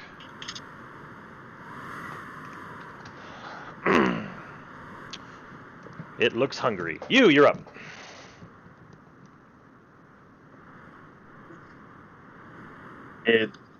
I spaced out on my character sheet for a moment. Did Babbage's nature check reveal anything? Did you say anything? It did to me, but it's not my turn, so I can't share it to anybody. Yeah, you're not. If it did, he's not. Yeah, he hasn't shared it with you anyway, so it's all moot.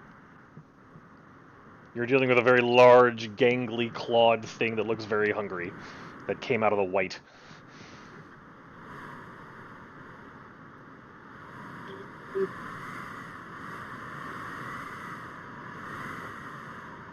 I'm gonna use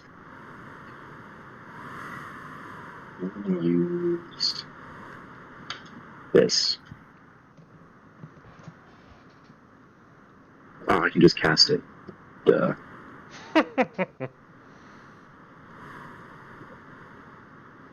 Wait a second. I don't want to do that. Sorry. Okay. I'm gonna plink it. It's plinked.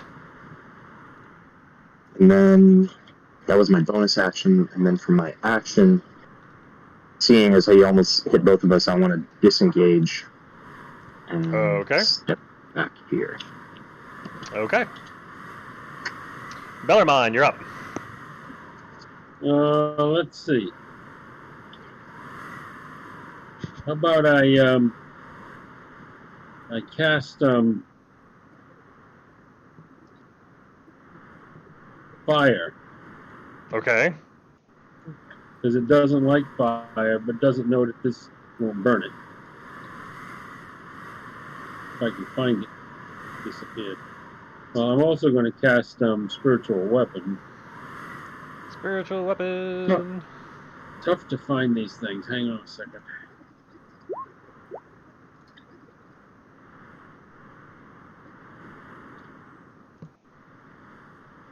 Hang on.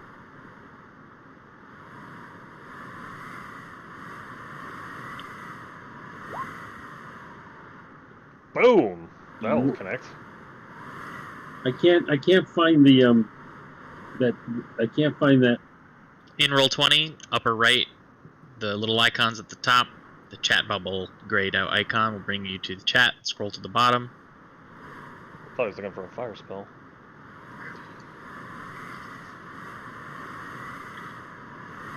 Six.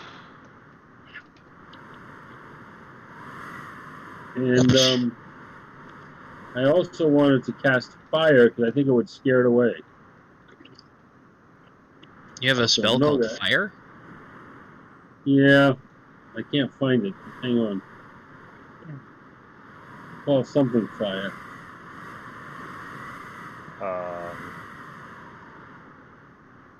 Continual flame. Ah. Continual Flame. Ruby dust worth 50 gold. Oh.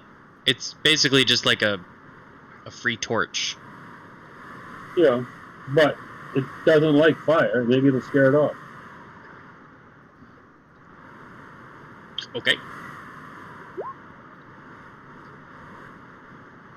What are you casting it on? Yeah, you have to cast on an object you touch. Yeah, I'm trying to find if I got a stick somewhere.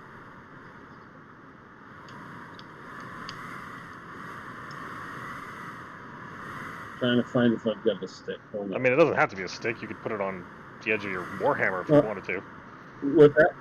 You can put it on the end of your warhammer if you wanted Well, to. Yeah, it doesn't have to be something made of wood. It can be any object. Yeah. Yeah, that's true. So why don't I do that? I'll put it on the end of the warhammer, the one that's the single. Well, it doesn't matter what the swing is. Yes. And that way when I do swing it later, it might scare them too. It might scare them even more.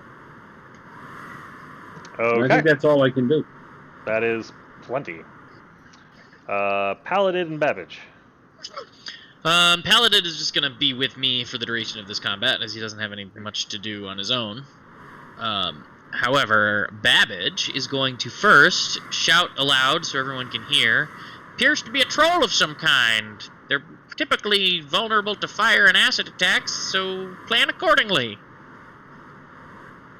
And I am then going You can barely see this to thing.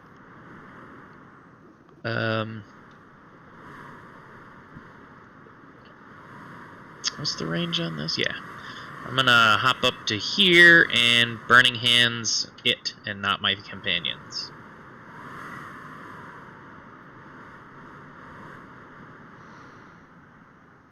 You have to get rid of that. No materia. Just the 13. Just the 13. Oh, that's just an attack roll? Wait, no. Oh, DC 15, No, sorry. Yeah. DC 15 dex, just the 13 damage, No. not hit. Casting the spiritual weapon, it doesn't attack that round. Is that correct? It did, and it did 6 force damage. 13. Okay.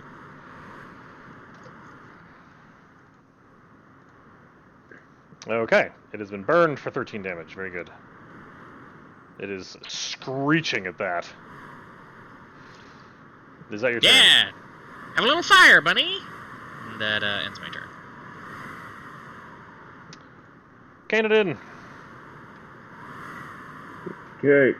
I see that who's screaming at that last hit.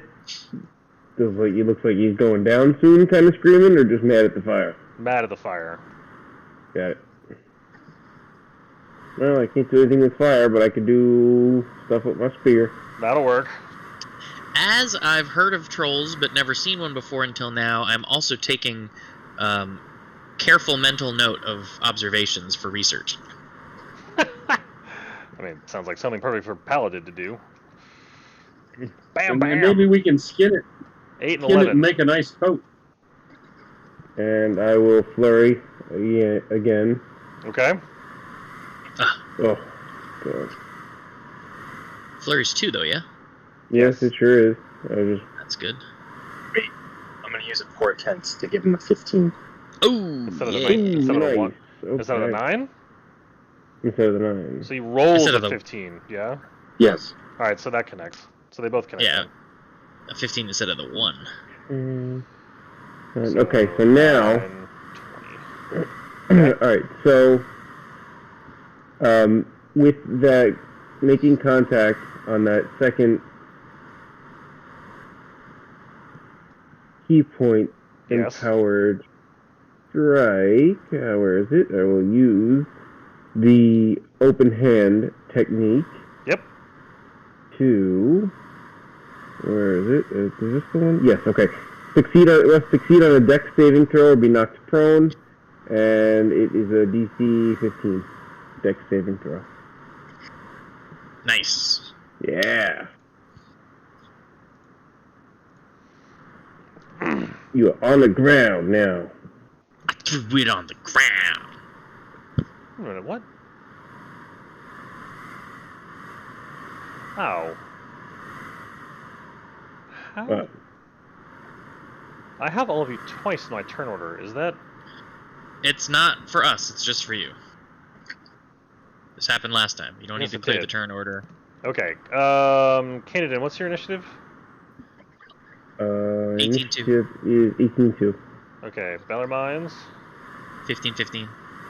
Babbage. 3-13. So that one's... Okay. 23. You is 23? Mm-hmm. Trolls Okay. 18. Trolls 18. Did I miss the Trolls turn? No, it gets after Canaan. But we did Okay. miss... Or did you go after me? You should have gone after me. So we skipped you's turn. Okay. Jeff, you're up. And then we're going to go to the Frost Troll. Yeah, then we'll be on board. Okay.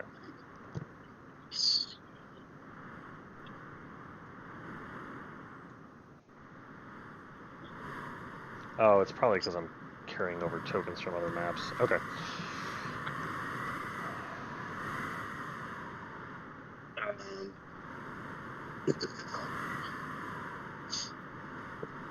Please. So I heard the bit about the fire then. Right? You did, yes. Would... Now, Produce Flame is a spell attack, right? So it wouldn't... So if I cast Guiding Bolt and that's successfully connected, would I have advantage to attack with Produce Flame? Why is my computer being...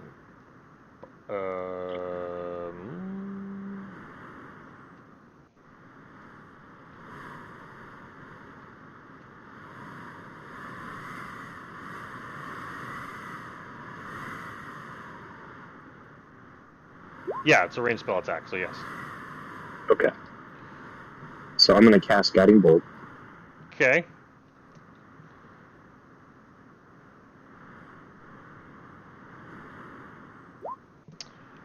That does not connect, I'm afraid. And being prone doesn't give it. Oh, no. I think, yeah, no. Being prone gives it advantage. That's true.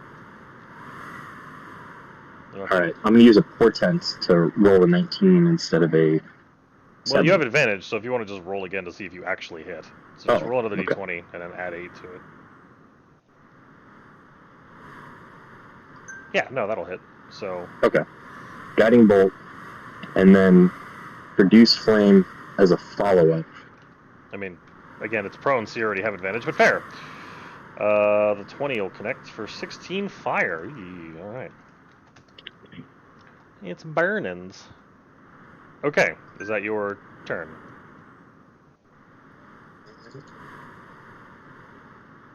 Yes, no, maybe? Oh, he's moving. Yes.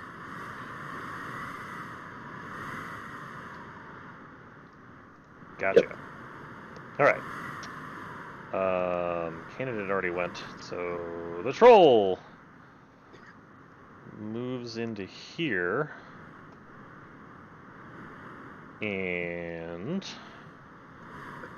Pick that up, I assume? yeah, it did all of its movement to get up, yes. And rolls a 16 on all 3 of you. Which I think misses everybody. Nope, no, it does. Babbage has got an AC of 17. Yeah, because I'm wearing mithril. Yeah. Well, my troll's attempts to be hitting multiple targets at the same time with one attack and slamming is unsuccessful. Mithril half plate for the win! Anticlimactic. Bellarmine, you're up. So I'm going to shake my warhammer at him with the flames on it to scare him, but at the same time, I'm going to hit him with the spiritual weapon. Okay. 25 will hit. God, that +9 is so good.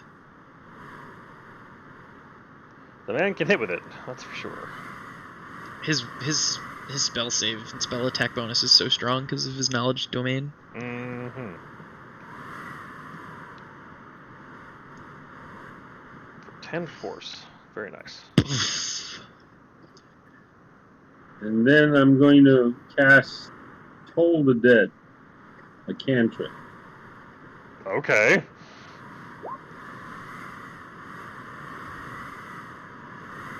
Okay. The target must succeed on a wisdom save or take the damage. Okay. Wisdom save. So it'll be the 2d12 because he's taken damage before. It rolls the d8 and the d12. It does d12 if it's already gotten. Yeah. Interesting. Okay. And he should be getting a bonus to cleric cantrips equal to his wisdom modifier. So it should be +4 damage. So it should be 17 is what you're saying. Yeah. So let me add that to his damage modifier. So 17. 17 necrotic? Jeez. Also, Mike, minor Nifty. point of order. Yeah, you should do that more often, Mr. Bellarmine. Yes. You need to. Let's see. I actually screwed up. I should not have cast both Guiding Bolt and Produce Flame. Oh, Produce Flame isn't a cantrip? Well, it is, but I would still need to burn sorcery points to do that because it's 2 spells in the same round. Oh, they're not. Wait. Well, Wait, what? No, if one's a No. cantrip, you can do that. Yeah. Unless they're both actions and not one of them's not a bonus action. Oh, yeah. Yes. That's the key. If they're both actions. They're both actions. So subtract the Guiding Bolt damage, which was 15. Okay. And instead I'm doing this. Appreciate you keeping yourself honest. The 12... But it was still at advantage because it was prone. It was prone right? at the time. Oh, it was, yes.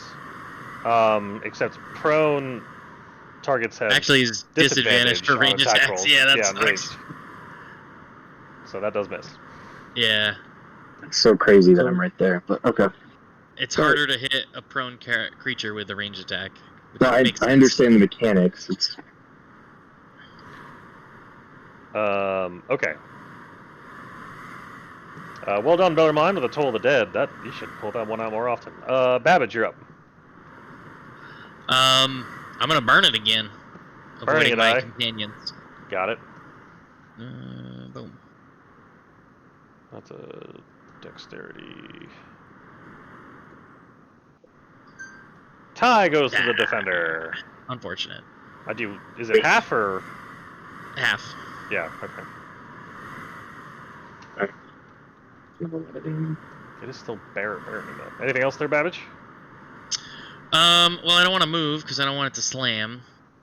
So I don't really have a lot of bonus. That's the only downside to this character is there's not a lot of bonus action economy. You.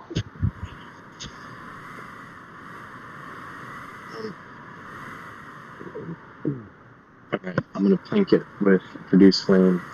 It is standing, so. Alright. 5 fire damage, very nice. And then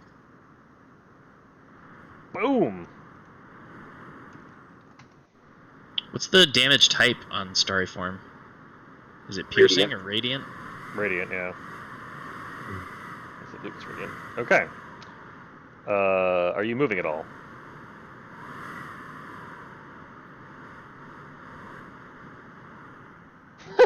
Yes. Canadin.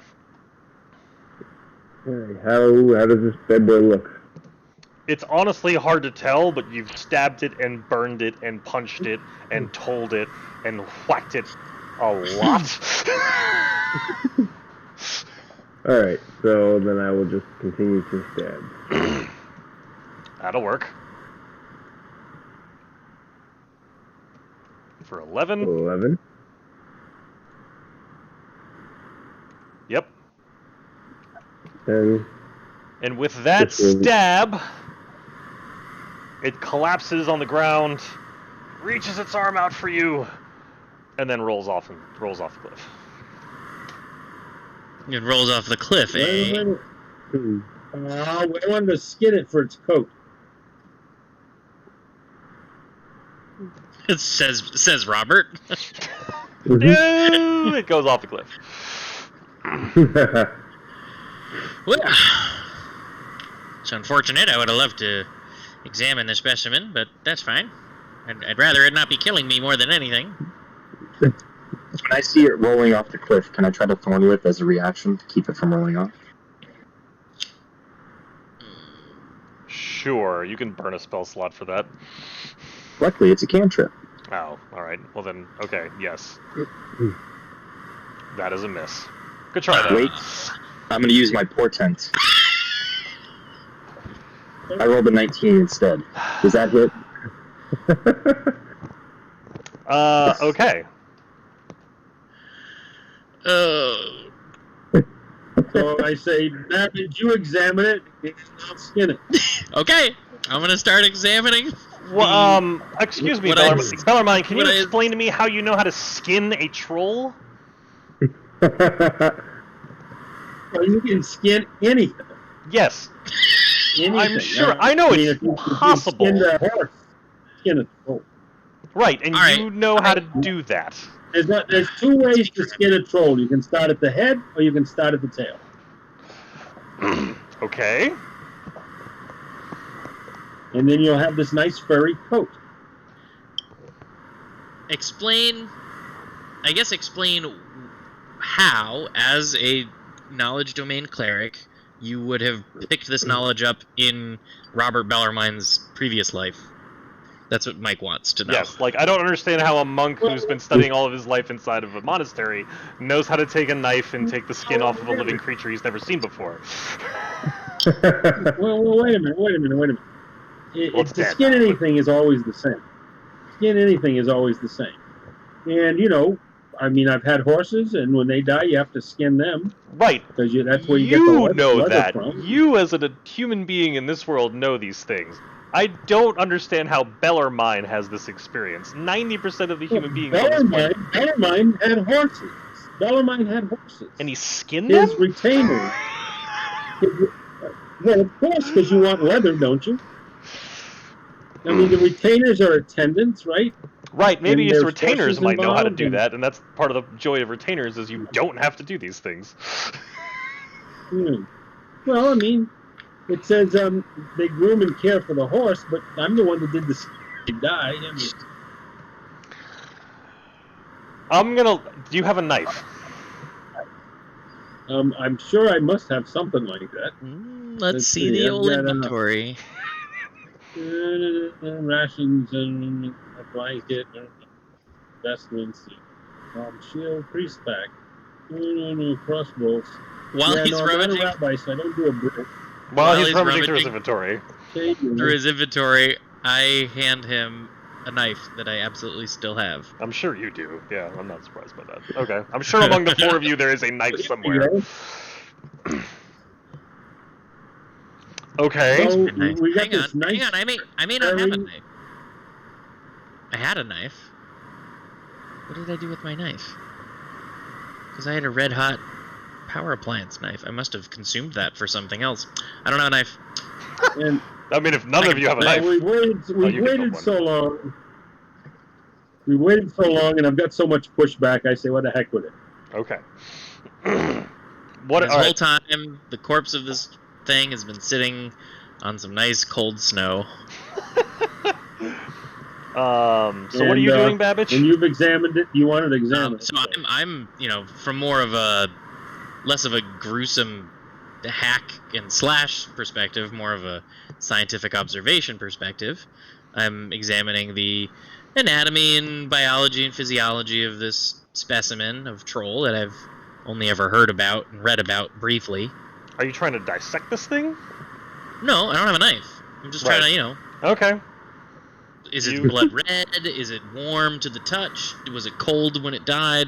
It's whatever observations I can make of it. It's difficult to manage to get sort of an accurate sense. I mean, its blood is red. It does seem to be slightly warm to the touch, although it gets cold very quickly. You are dealing with lots of wounds. Sure. Mostly burned. Mostly burns and bludgeons. Yes, and pokes. And it looks woeful. It's not like we slashed any of his limbs apart, so it should be relatively intact. It is relatively intact, yes. That is true. Yeah. Just burned to a crisp. It does seem to be twitching in the cold, but you're not sure if that's its own nervous system continuing to fire after its death or just the wind. The wind would make it twitch? Or That's confusing. The cold, I guess. No, I guess that doesn't make sense. You don't know why it's twitching. Well, that's something that I would want to investigate. I'd start prodding and poking different parts of it, seeing if that's making it twitch. Much like if you prod an electrical probe into the back of a frog, you can make its legs flex. So the rest of you were watching Babbage poke and prod at this thing that just tried to eat you. It's twitching. That's very strange to me. Canadin? Yes. Are you just going to stand in the freezing cold and watch this? Oh. Yeah, no, I'm fine. I'm comfortable. It's not freezing cold to him. You guys are the wrong guy there. You? I'm bear hugging the flame affect, the space heater. I'm kind How of big is- cringing actually, and that's a good ew, point. why are you doing that? How big is this space heater? Well, I mean, it's not a traditional human Earth space heater. Right. It's just functioning as such with the flame affect engine, and then a small sort of a heat sink shaped box that uses the differential of temperature to create a small air current to circulate air in a small area. Okay. So it's How about the are size you- of like a CPU heatsink. How are you keeping this on your person? Just holding it So you have one hand on this thing the entire time, is what you're telling me. at the moment. Okay. Fair. Alright. And, there's nothing that says you can't put it down on the ground and pick it back up. Alright. You, what are you doing? Thing this thing, trying to stay warm and quietly turning in disgust away from the scene in front of me. Okay. It stops twitching after a minute. Ah, I was very curious. I'll make sure to make note of that in my research. It indicates the lower life form. If it's twitching, that means it's ganglia and no brain. The knowledge cleric speaks. Okay, so there's a dead troll. That is, bludgeon. Well, thorn, while I'm skill, done with this, I'll go ahead and vote we kick it off the edge of the cliff now. Yeah, too bad I didn't have a knife. We could have a nice boat.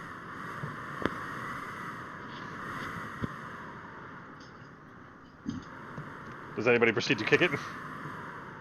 I start I'll pushing take it. I don't know how heavy it is. Pretty heavy, but I mean it's on the cliff edge, so it goes tumbling off the edge and then down into the abyss. Goodbye. Let's go north. Let's go north. Let's go north, and don't get too far away. It's freezing. Okay. So then I will lead.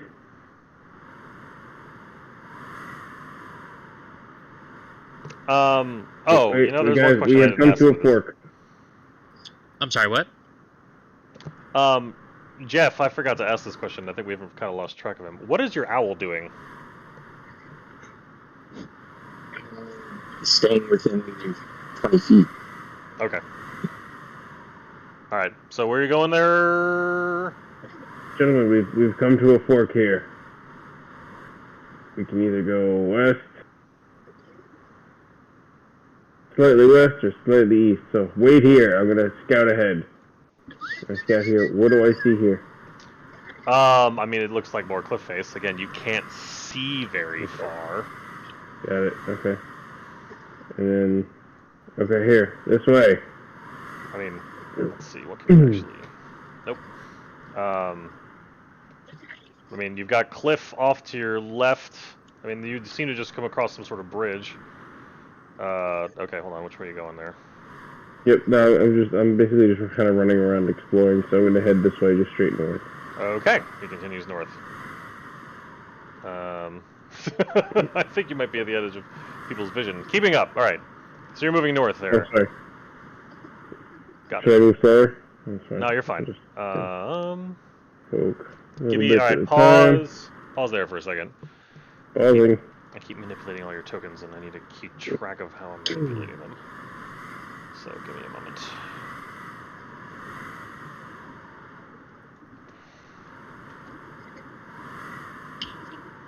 Oh, come on. Where's... Dang it. There we go. You go there. There. Okay.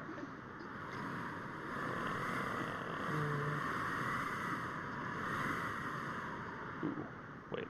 What? Why?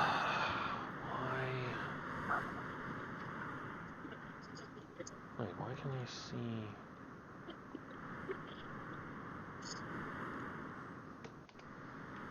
Oh, is that way? What? Sorry, something's not working on my end. Please. Patience. Oh, that's why. There we go. That should solve.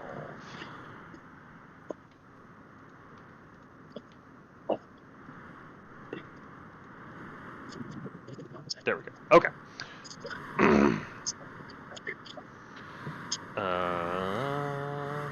think. All right, you found yourself. The wind doesn't seem to be letting up, but you do seem to be finding yourself like in some almost like you've gone down slightly, and you find yourself in sort of almost it seems like a canyon of sorts. Okay. So just keep moving in a northwardly direction. Okay. Stop there a second. Okay. That works. All right. You move to where you're good right there. Yeah, this is. I would want to stay like relatively close to the group. I wouldn't want to move too far ahead of them. Okay. I was gonna say like you're. Just so they can stay within eye shot there. Gotcha. Okay. All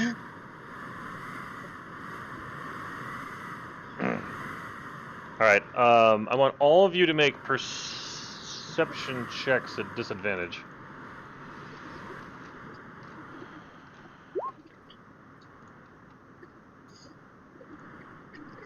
Disadvantage.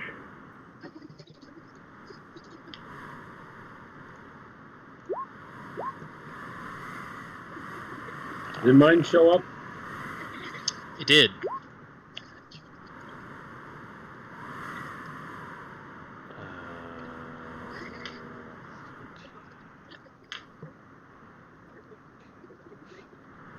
Okay. So where's the Yeti? Where do you see a There's a Yeti? Yeti in my spaghetti.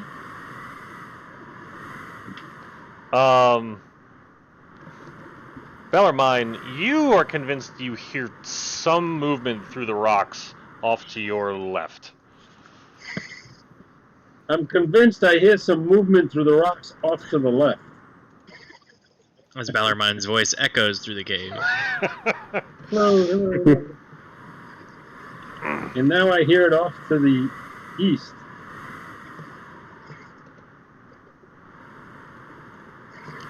Are you doing anything in And response to now this I hear it a situation? lot closer to the east. I'm going to attempt to hide. And it's very close off to All the right. Katadin, okay, west. Katadin backs up. Alright, so Babbage is hiding. Rolled for stealth. You, what are you doing? As soon as I hear that, The Veil of Shadows and Silence.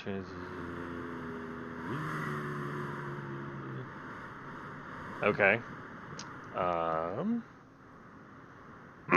Very good.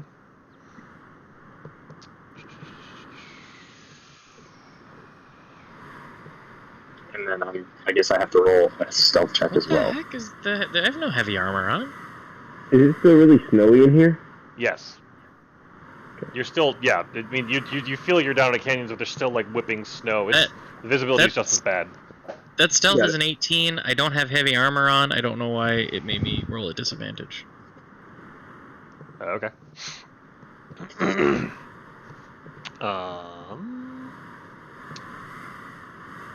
see.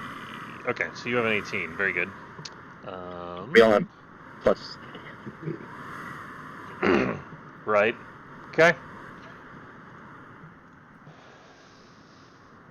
How does that work exactly? For the duration, each creature with you choose within 30 feet of you has plus 10 bonus on stealth checks and can't be tracked except by magical means. Okay. So as soon as I see that tied in my hide, I'll, as quietly as possible, but so that my friends can still hear me, I'll say, "I'm Picard."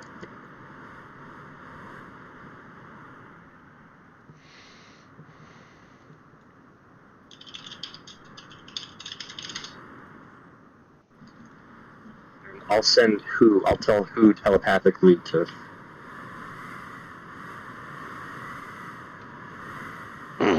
See this? We see this, right? And I want you all to roll for initiative. Oh no, it is disadvantage. Sorry, half plate while medium armor is disadvantage stealth. There you go. So that's accurate. But, I mean, it was It still just 17. said heavy armor, which was what confused me. Got it.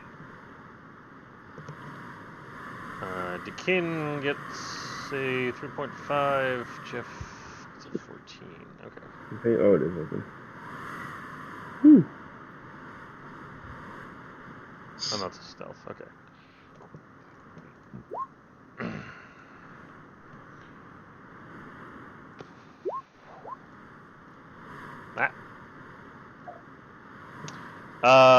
Kanadin. Though you're trying to be quiet, you do see, I think your friends point out the fact that you see something behind you. Or, yeah. Oh, crap. So, I'll sneak by everybody, and this thing is attacking, right? You see it nearby. Nearby. Everybody, perhaps we should run?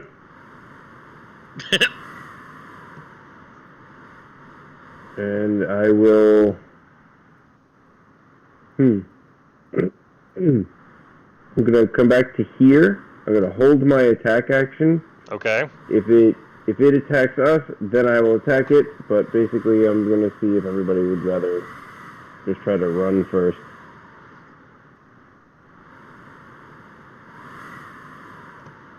So you're holding action and you're doing what? I'm gonna hold action. Yep. If it attacks us, then I attack back. I will do my regular normal attack. Stab, stab, punch.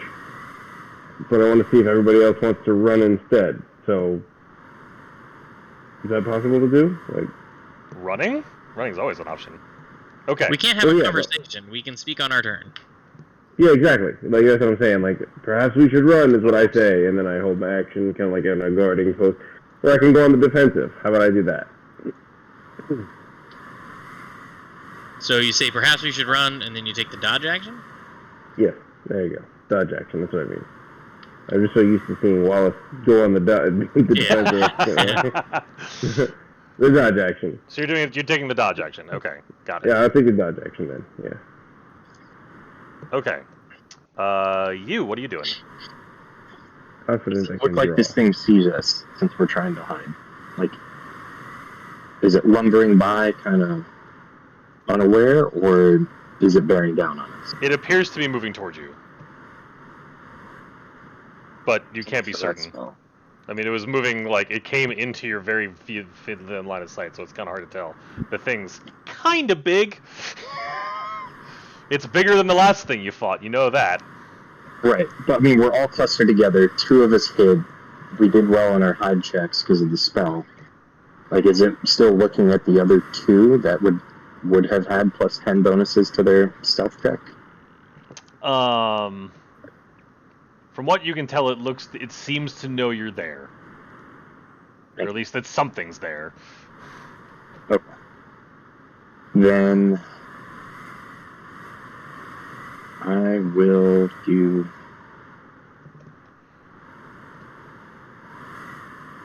Okay. I'm going to cast.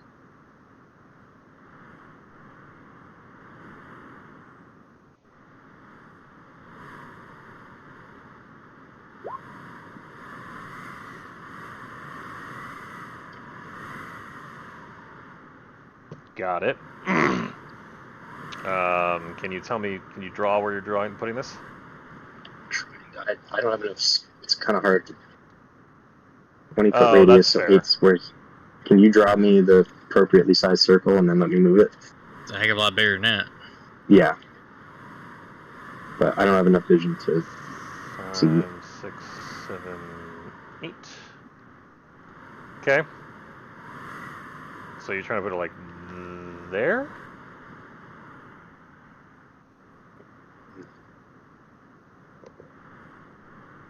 Is that a good enough spot?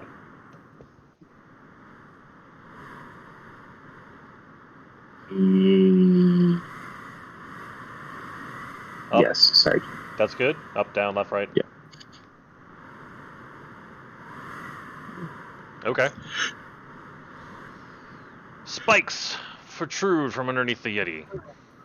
Oh, I gave away its name, but Bellarmine had already guessed successfully, so. It already said in chat, abominable Yeti. Oh, did it? That's the Yeah. downside of me naming these things. It's like, it gives it away.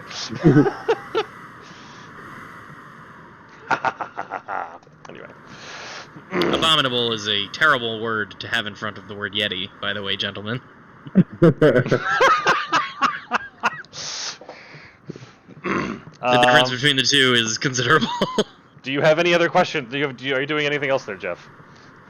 I'm going to bonus action, starry form, archer again, and then 1, 2, 3. I'm gonna move here. You're moving there. Okay. Yes. All right. The creature. Let's see. When a creature moves, it takes 2d4 damage for every 5 feet it travels. Okay. So. Remember, the back of its square is part of its movement. That's totally fair. Give me a moment. All right. So. That's 5. Now that it's come around the corner, do I have any sense of... Does Babbage have any sense of what this thing is? see. What can you actually see? Not really. No. Okay. But you are gonna get a sense of what it can do. So it moves that. Roll Oh, jeez. roll 2d4 for me there, Jeff. So I can subtract this thing. This is really going to hurt. Minus 7. Okay. And you're counting it as difficult terrain, right? Yes. I need you to all. I need the three of you besides you to make a DC 18 con save. Oh, Oh, Yu's the only one that doesn't roll, and he's the only one that has the +4. Phenomenal. +4. what? I have a What? Because he's dedicated. Because you're dedicated, you have a bonus to your next saving throw, but you're not getting hit by it. how dedicated. Oh. That the cleric spell. So I need you all to roll a DC. I need you to roll a Constitution saving throw. Phew.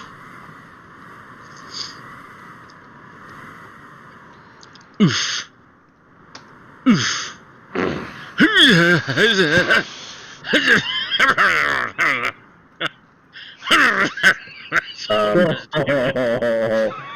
It's a DC what? No. 18. Okay. Can I use my amulet? I believe it's. I believe it. You have to look. I remember what it does. Hold on. Vigilance. Here, I'll copy paste it. Yes, that would be helpful.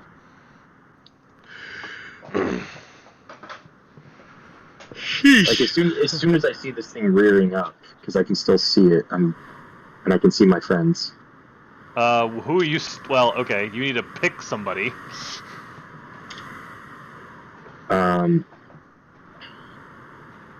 Well, I guess. Or you can expend multiple charges and have multiple people. Yeah, that's what I'm doing. All for all three. Well, I'm good. Well, he doesn't know that though. Oh, that's fair. We're kind of metagaming at this point, or tabletoping. So I have 5 charges on it. You can make this choice after you see the roll. Oh, all right. So you can do it once, because. No, twice. you can do it twice. Yeah, because we can say Canadin rolled the 17 and Deacon rolled the 9. So you can do 2. You can burn 2 charges, and then Canadin and Deacon can roll another roll. So 3 charges total. 2 for the initial and +1 for the Yes, second. 3 Right. charges. Okay, that's what's happening. All right. So Canadin and Deacon roll another Constitution save. We're gonna ignore that second one of yours, Canadin, since we didn't know. Well, let me put the points back. Wait a minute. Nope. Negatory.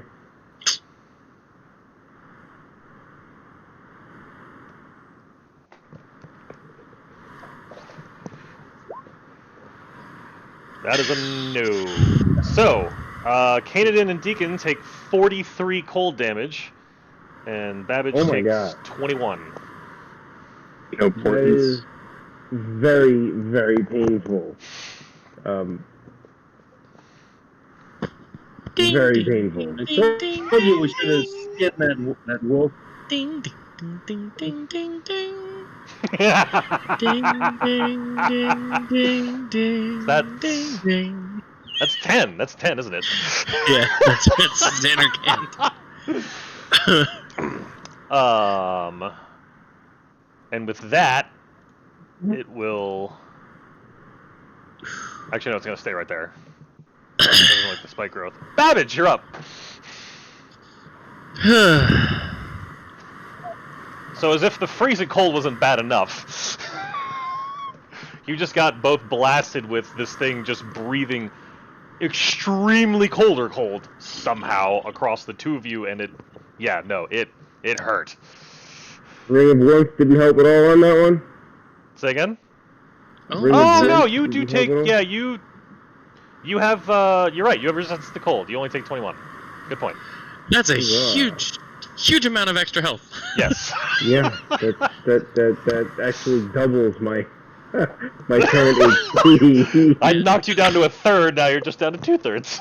To the point where I'm gonna take a moment and look through Dad's character sheet and see if there's anything he could have done. That's fair. I'll allow it. You two have. None of you have dealt with cold damage before. I don't think though.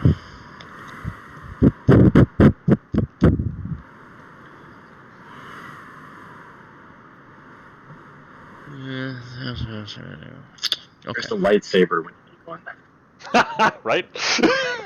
Yeah, right?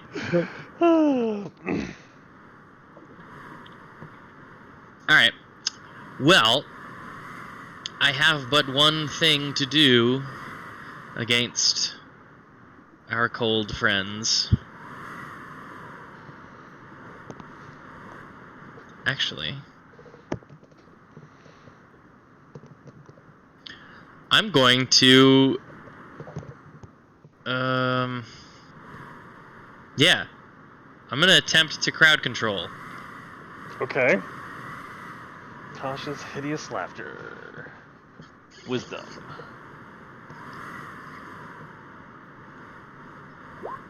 Dang it! Wait. Portent only works on attack rolls. But wheel and Wheel woe. and woe. Aha! I mean, it's a what size D is it, or what is it? A D4, D6? D6. It's a D6. If it's Okay. D6, we've got a Whoa. 1/3 chance. Woe be unto you. No. Nice try. Well, it was a long shot. But, Well, yeah, Deacon, you could have used that for. In hindsight, you could use that later if you want to skin something you've never done before. Yeah, I hit the wrong button. I was trying to read what it was, and I hit That would work. You're right. That would teach you how to skin. That's a good point. That's an excellent. That would be an excellent use of that. But more importantly, I'm trying to figure out where and if I move. okay, sorry. Wings in my... It's your Something like dedication. It's your dedication. And I can't remember what the leaf on Babbage means. That I have a heat around it. It's supposed to be flames, but there wasn't a flames option. Oh, do you see the red circle? Yeah, I did that before the circles came into play. Oh, okay. Yep. All right, so you're running away. Got it. Running north eye. Bellarmine, what are you doing? Well, I'm going to cast Banishment Okay. on this Yeti, Yep. so we can banish him. It's a wisdom saving throw, or charisma saving throw, excuse me. Oh, he didn't actually cast it, so I don't see the DC on there. He just. His DC is, I believe, 17? Do I thought I cast it. You just output the spell card instead of casting the spell. So instead of hitting the little chat bubble in the spell row, just click on the spell's name instead. I did. That's strange. Oh yeah, he did. Huh. Hang on, it might have output spell card and yeah, output is spell card. Let's do that instead. There you go. Thank you. That's as much as you can get. There we go.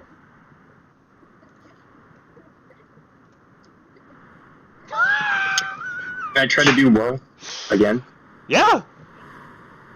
Get out of here. There we go. It literally has a -1 and it rolls a 19. Alright, so it is banished. And I say, let's get out of here. Blink. I think that's a good plan. We have a minute. Agreed. Jeff, how long does Pass Without Trace work? Up to an hour. Okay. But you're all just running, yeah? Yes, keep moving. Why are we running further in? Robert, no! No, back out. We gotta get out of here. Going the other way, You're going huh? south? Yeah. Where do we go? Do we continue wouldn't be. going forward? We entered a cave, right? Am I reading No, the situation correctly? you don't. No, you don't know. As far as you I don't know if I'm in a cave? You don't have. As far as you know, there isn't a ceiling. The whiteout goes up as well. I suppose logically you would think no, you're not in a cave because the whiteout is. Cave as would bad be as it is. dark. Yes. No. You're not. Yeah. You're not in. I mean, it's still Okay. like. You have to remember, it's also. The map appeared as though we were in a cave, but I guess we're not in a cave. It's really dark. I can understand that. It's Let's also. get- It is also let's get still out of like here. 2 in the morning. You're doing all this. You're Well, running. that's true. You're all running through this in the middle of the night. That's true. That's true. Well, All right, so I where are could you all also headed? cast light. Okay, Bellarmine, get I them. don't know where to go. Okay. I just wanna not die. Let's get out of here. Well, you're all okay. We're Alright, let's still get it. in combat as far as I'm concerned. So, Bellarmine cast banishment. It's banished. Canadin, what are you doing? I say move forward. Keep going. All right, move your full movement if you're gonna move. Well, no, everything's Move your full movement if you're gonna move. Or are you trying to stick near people for your turn? I don't know. No, I think there's I would three of these want in to this stay group. close to people. Oh, wait, is this a wall here? Yes.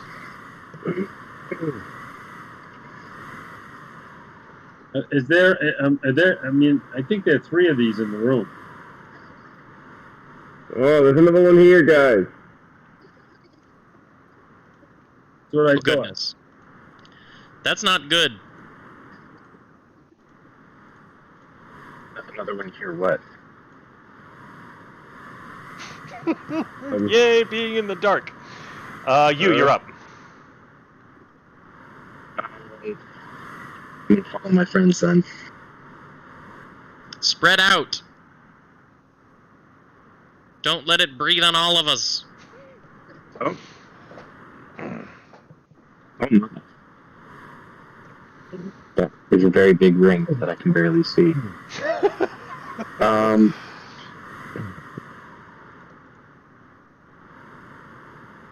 Okay. I'm going to, when I see that, I'm going to double back behind this thing so I can see all my friends, and I'm going to say, it's time to fly again.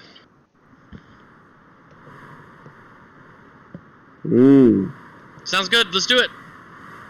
And I use my last 4th level spell to conjure woodland beings. Oh boy. Stand by. 8 lake dogs. Alright, this is gonna be interesting. Okay. I had another plan in place. I was going to cast hallucinatory terrain to make it look like there's an avalanche after we left, so hopefully it wouldn't follow us. But if we're running right into another one, then...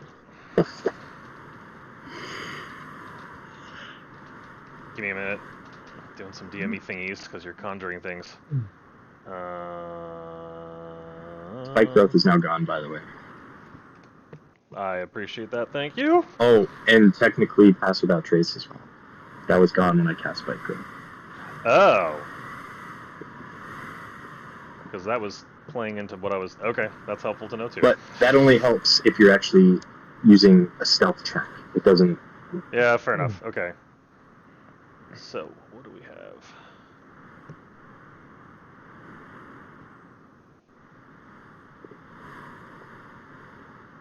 Huh. Alright. Okay. I do have to hit the hay pretty soon, gents. So it's, Fair enough. You will see what this resulted in here momentarily. Nope. Nope, nope, nope, nope. Where's my... I'm bouncing all over my maps here. I rolled... Okay.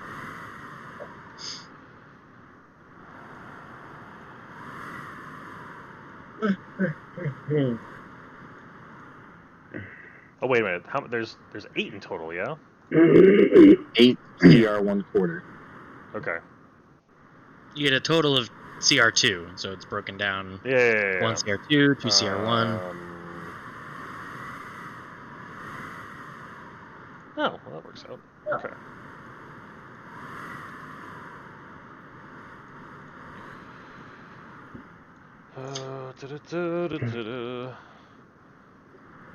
Back to the map. You're on.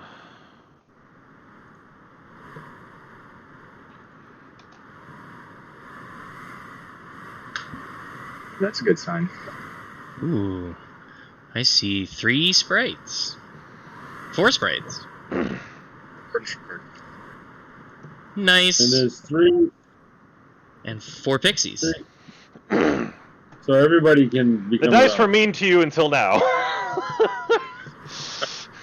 4 sprites, 4 pixies. Let's get up out of here, baby. Hold on. With our space heaters, we could just kind of fly forever now.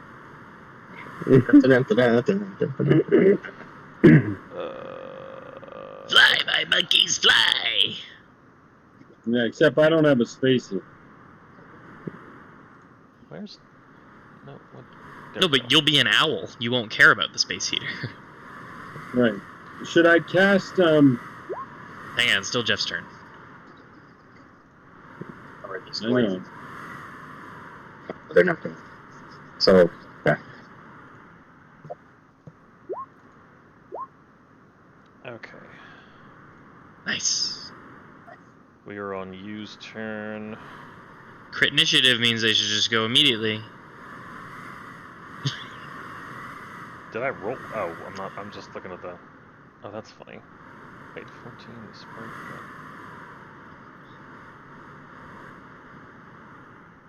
Oh, yeah, okay. Okay. Let's see.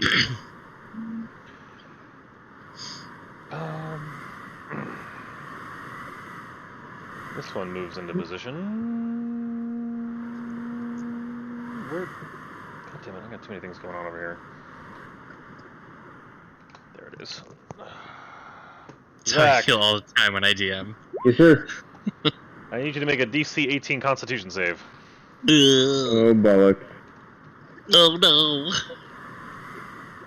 No, no.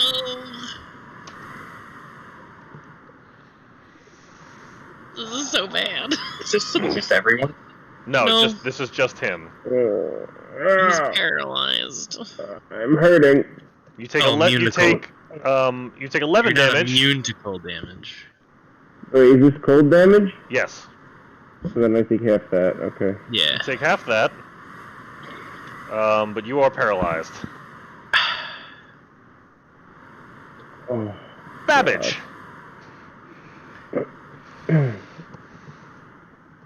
You can repeat at the end of each of its turns.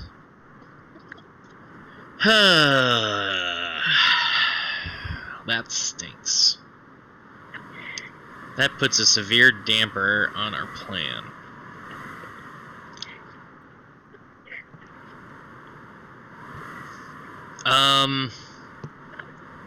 Well, I don't see any of this, so I don't know that's happening.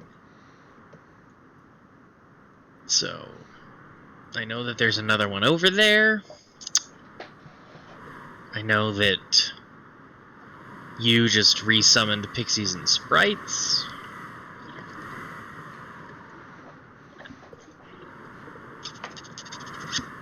So, I'm gonna come 5, 10, 15, get here, see that this is here, see that he's paralyzed.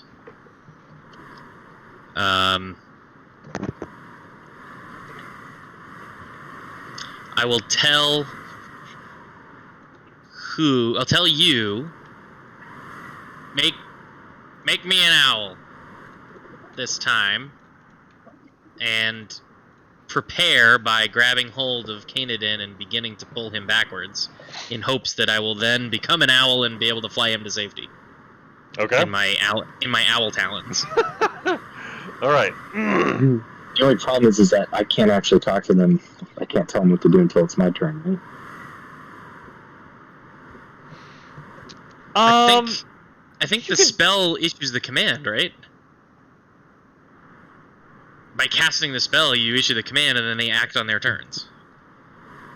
Otherwise, what would they do without their, that would kind of defeat the purpose.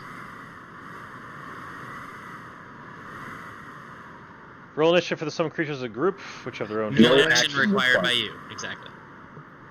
So on their turns, you freely issue them commands. They obey Which ones any are those? commands that you issue to them. Okay. Say again?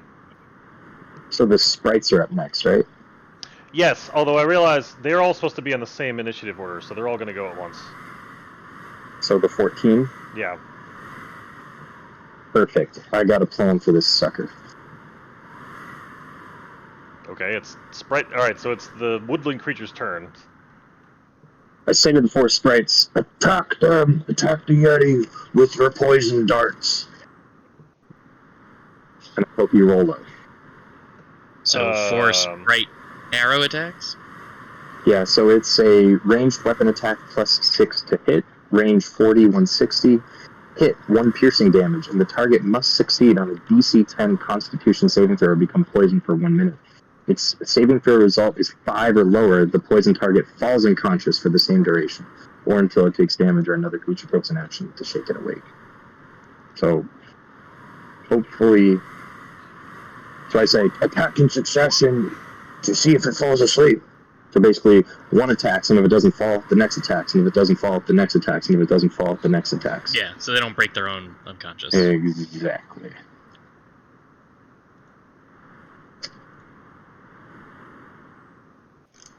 One save.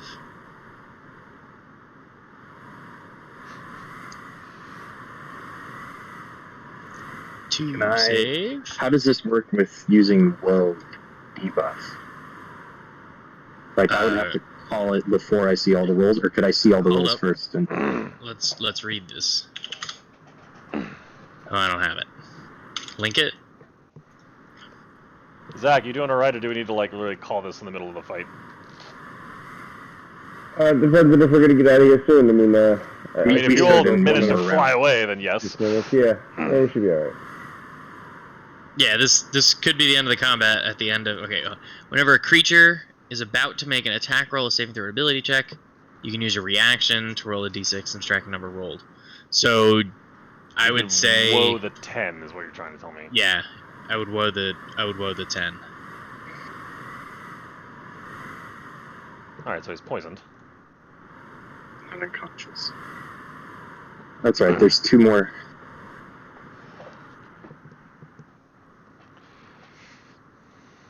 Oh, it's basically impossible because he has a +6. Oh, is that true? Yeah. I mean, that's unfortunate. That's table giving it a bit, but yeah, we you're not dropping this thing with tiny little pixie shots. It's just too big. But it is poisoned. What are you doing with the so that was the sprites. What are you doing with the pixies? I told the pixies turn. Poisoned is still disadvantage on attack rolls and ability checks. Like, that's not nothing. It's not nothing. Okay, turn Babbage and Bellarmine into eagles. Into eagles, he says. Okay. He means owls. Owls. We're just stuck on eagles. I'm sorry, I've been thinking about turning us into eagles for like 2 months now. Owls. Alright, hold on. I gotta go grab my owls from elsewhere. And everybody's an eagle anyways.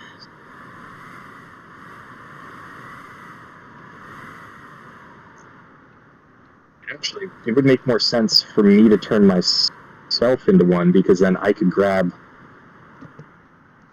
Yeah. So I'm going to turn Bellarmine... What?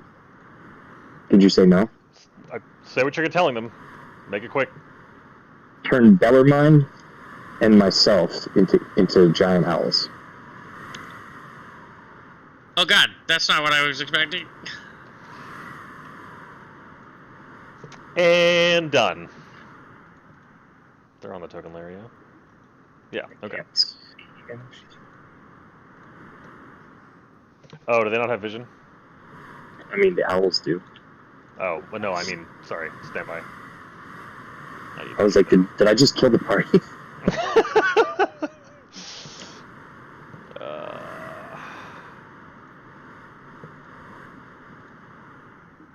Okay.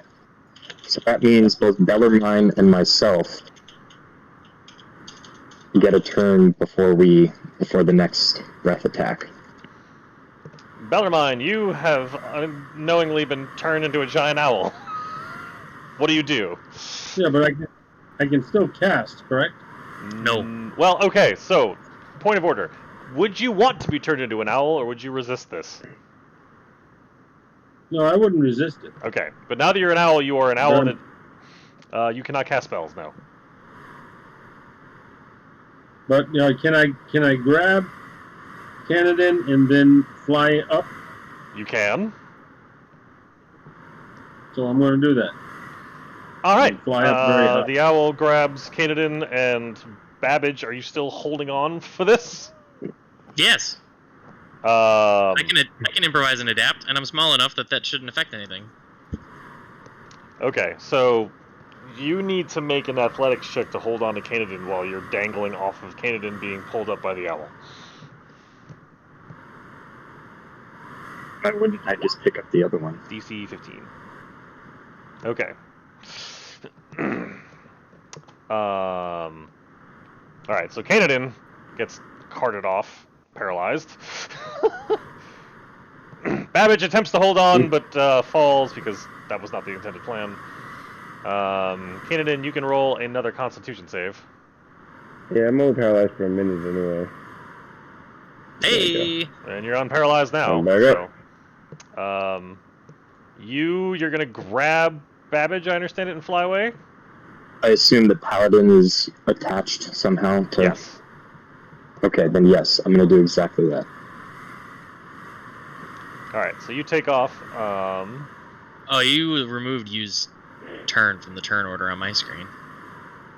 Well, I can still see it and I'm tracking it. Because I moved him off of the... I can move him back to the layer and he should pop right back up, yeah. Oh, yes. So the owl... Hold on, let me think about this. What's the owl's move speed? 60? 60. Dash at 120. Right, but he took an action to grab you. 45... Okay. Hold on a second. Stand by.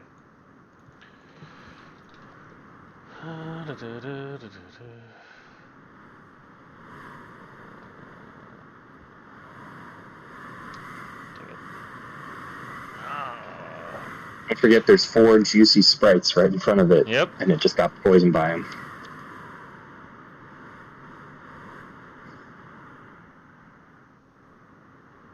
Oh, and I didn't say what for the other 2 pixies. The other 2 pixies are with us, if I can retcon that in. Not at Because this I only told 2 of them what to do, and 2 of them cast. Fair, it doesn't take an action. He should be able to issue commands to all of his creatures at will. But if they're left behind, there's something for that too.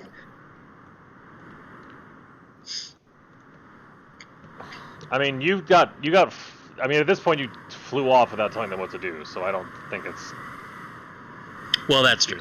Yeah, you've been pulled away, essentially. Alright. They're just in limbo, or do I... No, they're I all... told the 4... without any actions, they just try to defend themselves. Yeah. So that's what they're Will doing. they defend themselves with spells? Well, that's gonna... Here's the thing. They're all gonna get breathed on, and I'm gonna die, and so are they. So that's what's gonna happen right now. Well, no, he flew away with you. Jeff said he grabbed you. I'm still on the layer. Basically, since 2 of the pixies haven't been issued commands, if they're not with us, then as I'm... Oh, well, I'm an owl. I guess it's up to you if... It's up to you if I get to tell the other 2 what to do, because I had a plan for them too.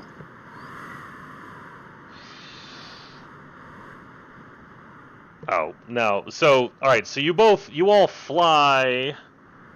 So this is what happens. You get taken off by an owl, and you're all flying north of here.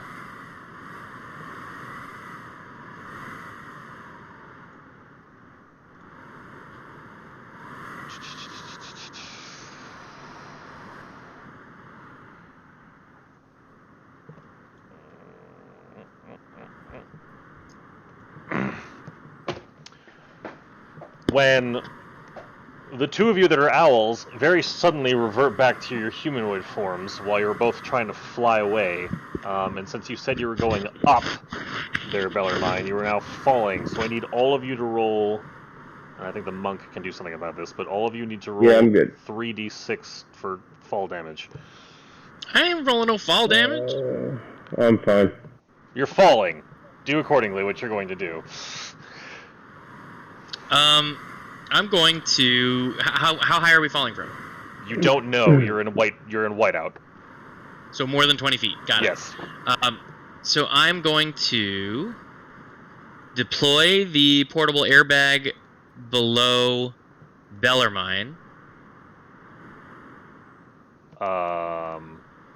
Bellarmine wasn't the who? No, Jeff picked you up. You can't see Bellarmine. You don't know where he is. I can physically see him right now. I have you on the maps. Just well, hold on. I didn't expect you all to be doing things mid-flight, so I have to. Hold on a second. So, for all intents and purposes, we're gonna throw you all here. You are in whiteout and you're all falling. Yeah. What are you doing? All right, so I can see you, right? Yes, you. Okay. Babbage and you are together in Bellarmine. I'm gonna put the airbag beneath you and deploy it so that he lands on it upon landing to cushion his fall. Got it. And then I am going to, as a bonus action, cast Misty Step just before I land. Okay. Bellarmine, you were flying off as an owl and then find yourself falling through the whiteout. Do you have anything you'd like to do in this moment? And Canadin is underneath you.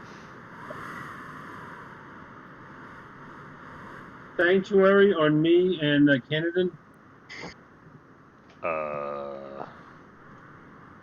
What's the casting time on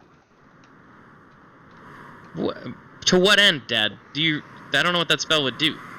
Would that put me in a sanctuary, wouldn't it? No, you got to read the spell. Well, I've got too many open at once here. Okay. Sanctuary says that any creature that attacks the thing that you sanctuary, has to make a wisdom saving throw first. Well, hang on. So that doesn't really help in this case. That doesn't help through falling through the air. Yeah. Right. Since I told the sprites what to do in the first two pixies, and it's like, you do this, you do that, you do this, and it takes a little bit of time for them to cast the spell. Would I not get, like, the last two pixies are just nothing? I'm going off of the actions that people took, including flying away and grabbing people.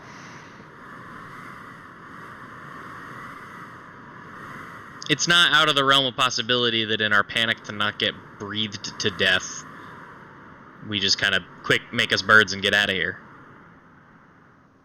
And since that's literally what we did, I think that's valid. Alright.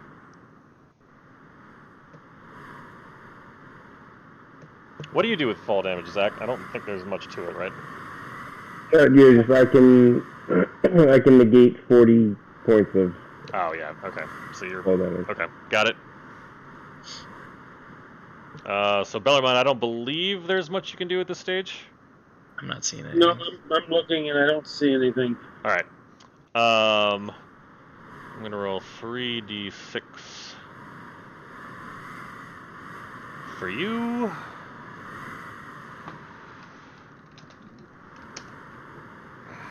No, whoops. Let's do 2 more. 14. No, I've got 11. Wait, was that for you? No, that was for Bellarmine. Oh, he's sorry. His name is causing confusion. Sorry, Bellarmine, you take... Oh, I've got 13. Yeah, so you fall unconscious. Yeah, so you fall unconscious. So, Canadin, you land next to Bellarmine, who has landed unconscious.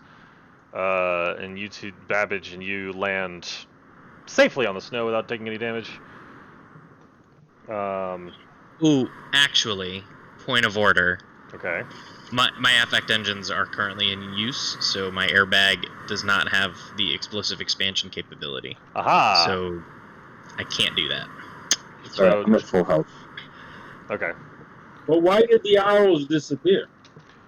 Because the pixies are the reason that you got turned into owls, and then the pixies immediately got breathed on by the Yeti.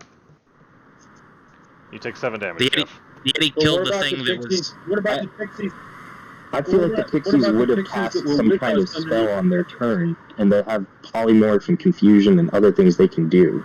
They wouldn't just sit there and be like, oh, You flew off, and you don't So know about what the happened. pixies? What about the- My question is, okay, they're dead. what actions did they take? Yeah, because they don't have attacks. What about So, the pixies that are hiding under the feathers? furthermore, the pixie magically turns invisible until its concentration ends. It would have, like, if anything, would have gone invisible. Well, invisible wouldn't protect it from breath, so I wouldn't give you that, Jeff. But I The do want to know what four actions of you they took. flew away and don't know what happened. I know. I'm saying, okay, they're dead. Okay. Just out of curiosity, what actions did they take before the Yeti breathed on them? That is from. I'm still asking, There's what no about way the you would ones know that are that. hiding under the feathers? What about the pixies that are hiding under the feathers? I don't want Babbage to know. I want Jim to know. Oh, that's a conversation differently for Jim to have. At the moment, you have an unconscious person on the floor. So yeah, I gotta ask the question: what about the pixies that were hiding under the feathers? there were no Be pixies warned. hiding under the feathers. That was the last flight, and those were the last set of pixies. Those were long gone. That was from So when before the you owl came back, when the owl came back, it's a completely new owl. Well, it was a new owl. You were all cast a new spell that created new owls, and the pixies and the That's all I needed to know. yeah, it's a whole different. Yes, it's a whole different owl. It didn't bring the pixies with it. So you find yourself in the snow where you are. Yeah. You alright? Are you okay? Friends. Friends? Yes. Friends. Bellarmine and Canadian. Oh, yeah, where are they? I don't see them. Alright! Canaan! I am shouting. Canadian, you hear a voice off to your west through the snow blind. Yes, I'm here. I run to the direction of the voice. Same here. That would be to your east-northeast. Bellarmine is oh, there you go. Hey, there you are. Oh, no. Do I see an unconscious Bellarmine? You do. Not anymore. Solid. Bellarmine, you're up and conscious. Canadian, you think you see what looks like a cliff wall to your north that may lead into a cave. Alright, gents, there is a cave up here. Do we risk a cave for some shelter to get some rest? Can we stay warm out here without it? We can stay warm without the cave. I don't know that it's safer exposed to the elements.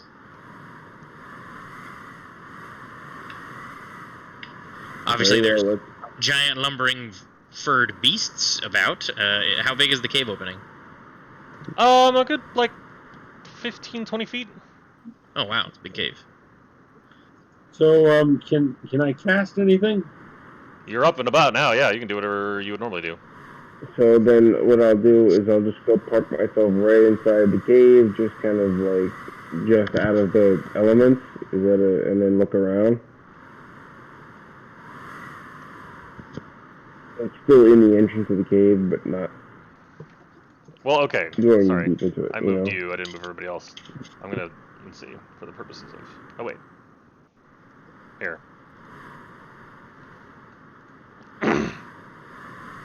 You get the 5 and the 4, Dad. Yeah, but I can't get anything because it turned black. What? Hold on. Oh! Screen's black. Sorry, I moved you just inside the cave, and it is in fact wait. pitch black in there. You don't get the 4, sorry. But you guys might have some injury soon. That was but- math killing. Yeah, but the 4 is part of potent spellcasting, which is only for damage spells. Okay, So it's but 5. everybody Yeah, gets all at of least us- 5. All of us should have 5 more, yes. Alright, so Bellarmine, there's a cave just inside, but it's pitch black in there. I imagine you would... So I'd want to cast light. Awesome. Alright, give me a minute. Light's what, 20 and 20? Do I see him starting to cast light? Yes. I'm gonna immediately dispel magic. Okay. Bellarmine, you are back in the pitch black. Bellarmine. No light. I will put you back here so you can at least see something.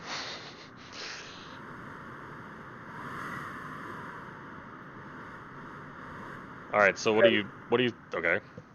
As I say that, I'm gonna give him dark vision. Ah. All right. I'm moving you around to a bunch of maps. I apologize. Let me adjust your vision accordingly. Alright, you should be able to see now. I have dark vision as well. Are you blind at the moment? Yes. What's giving you... Oh, you gave it to yourself. Got it. No, I have the tattoo. Oh, yes, thank you. Alright. So everybody can see a little bit, yeah? Mm-hmm. Alright. So you're at the entrance of a cave. It is 11:43. I know Zach said he needed to go to bed, so we'll stop it here. We are no longer in combat, if that wasn't obvious. So you have found a cave. And with that, we'll end it there with our intrepid adventurers diving headlong into the frozen wilderness. With that, we'll say goodnight to the internet and I like see it. what happens This next is time. this is a real challenge. This is the way the game should be. Mm-hmm. All right. Say goodnight to the internet, everybody. Good night, the internet, everybody.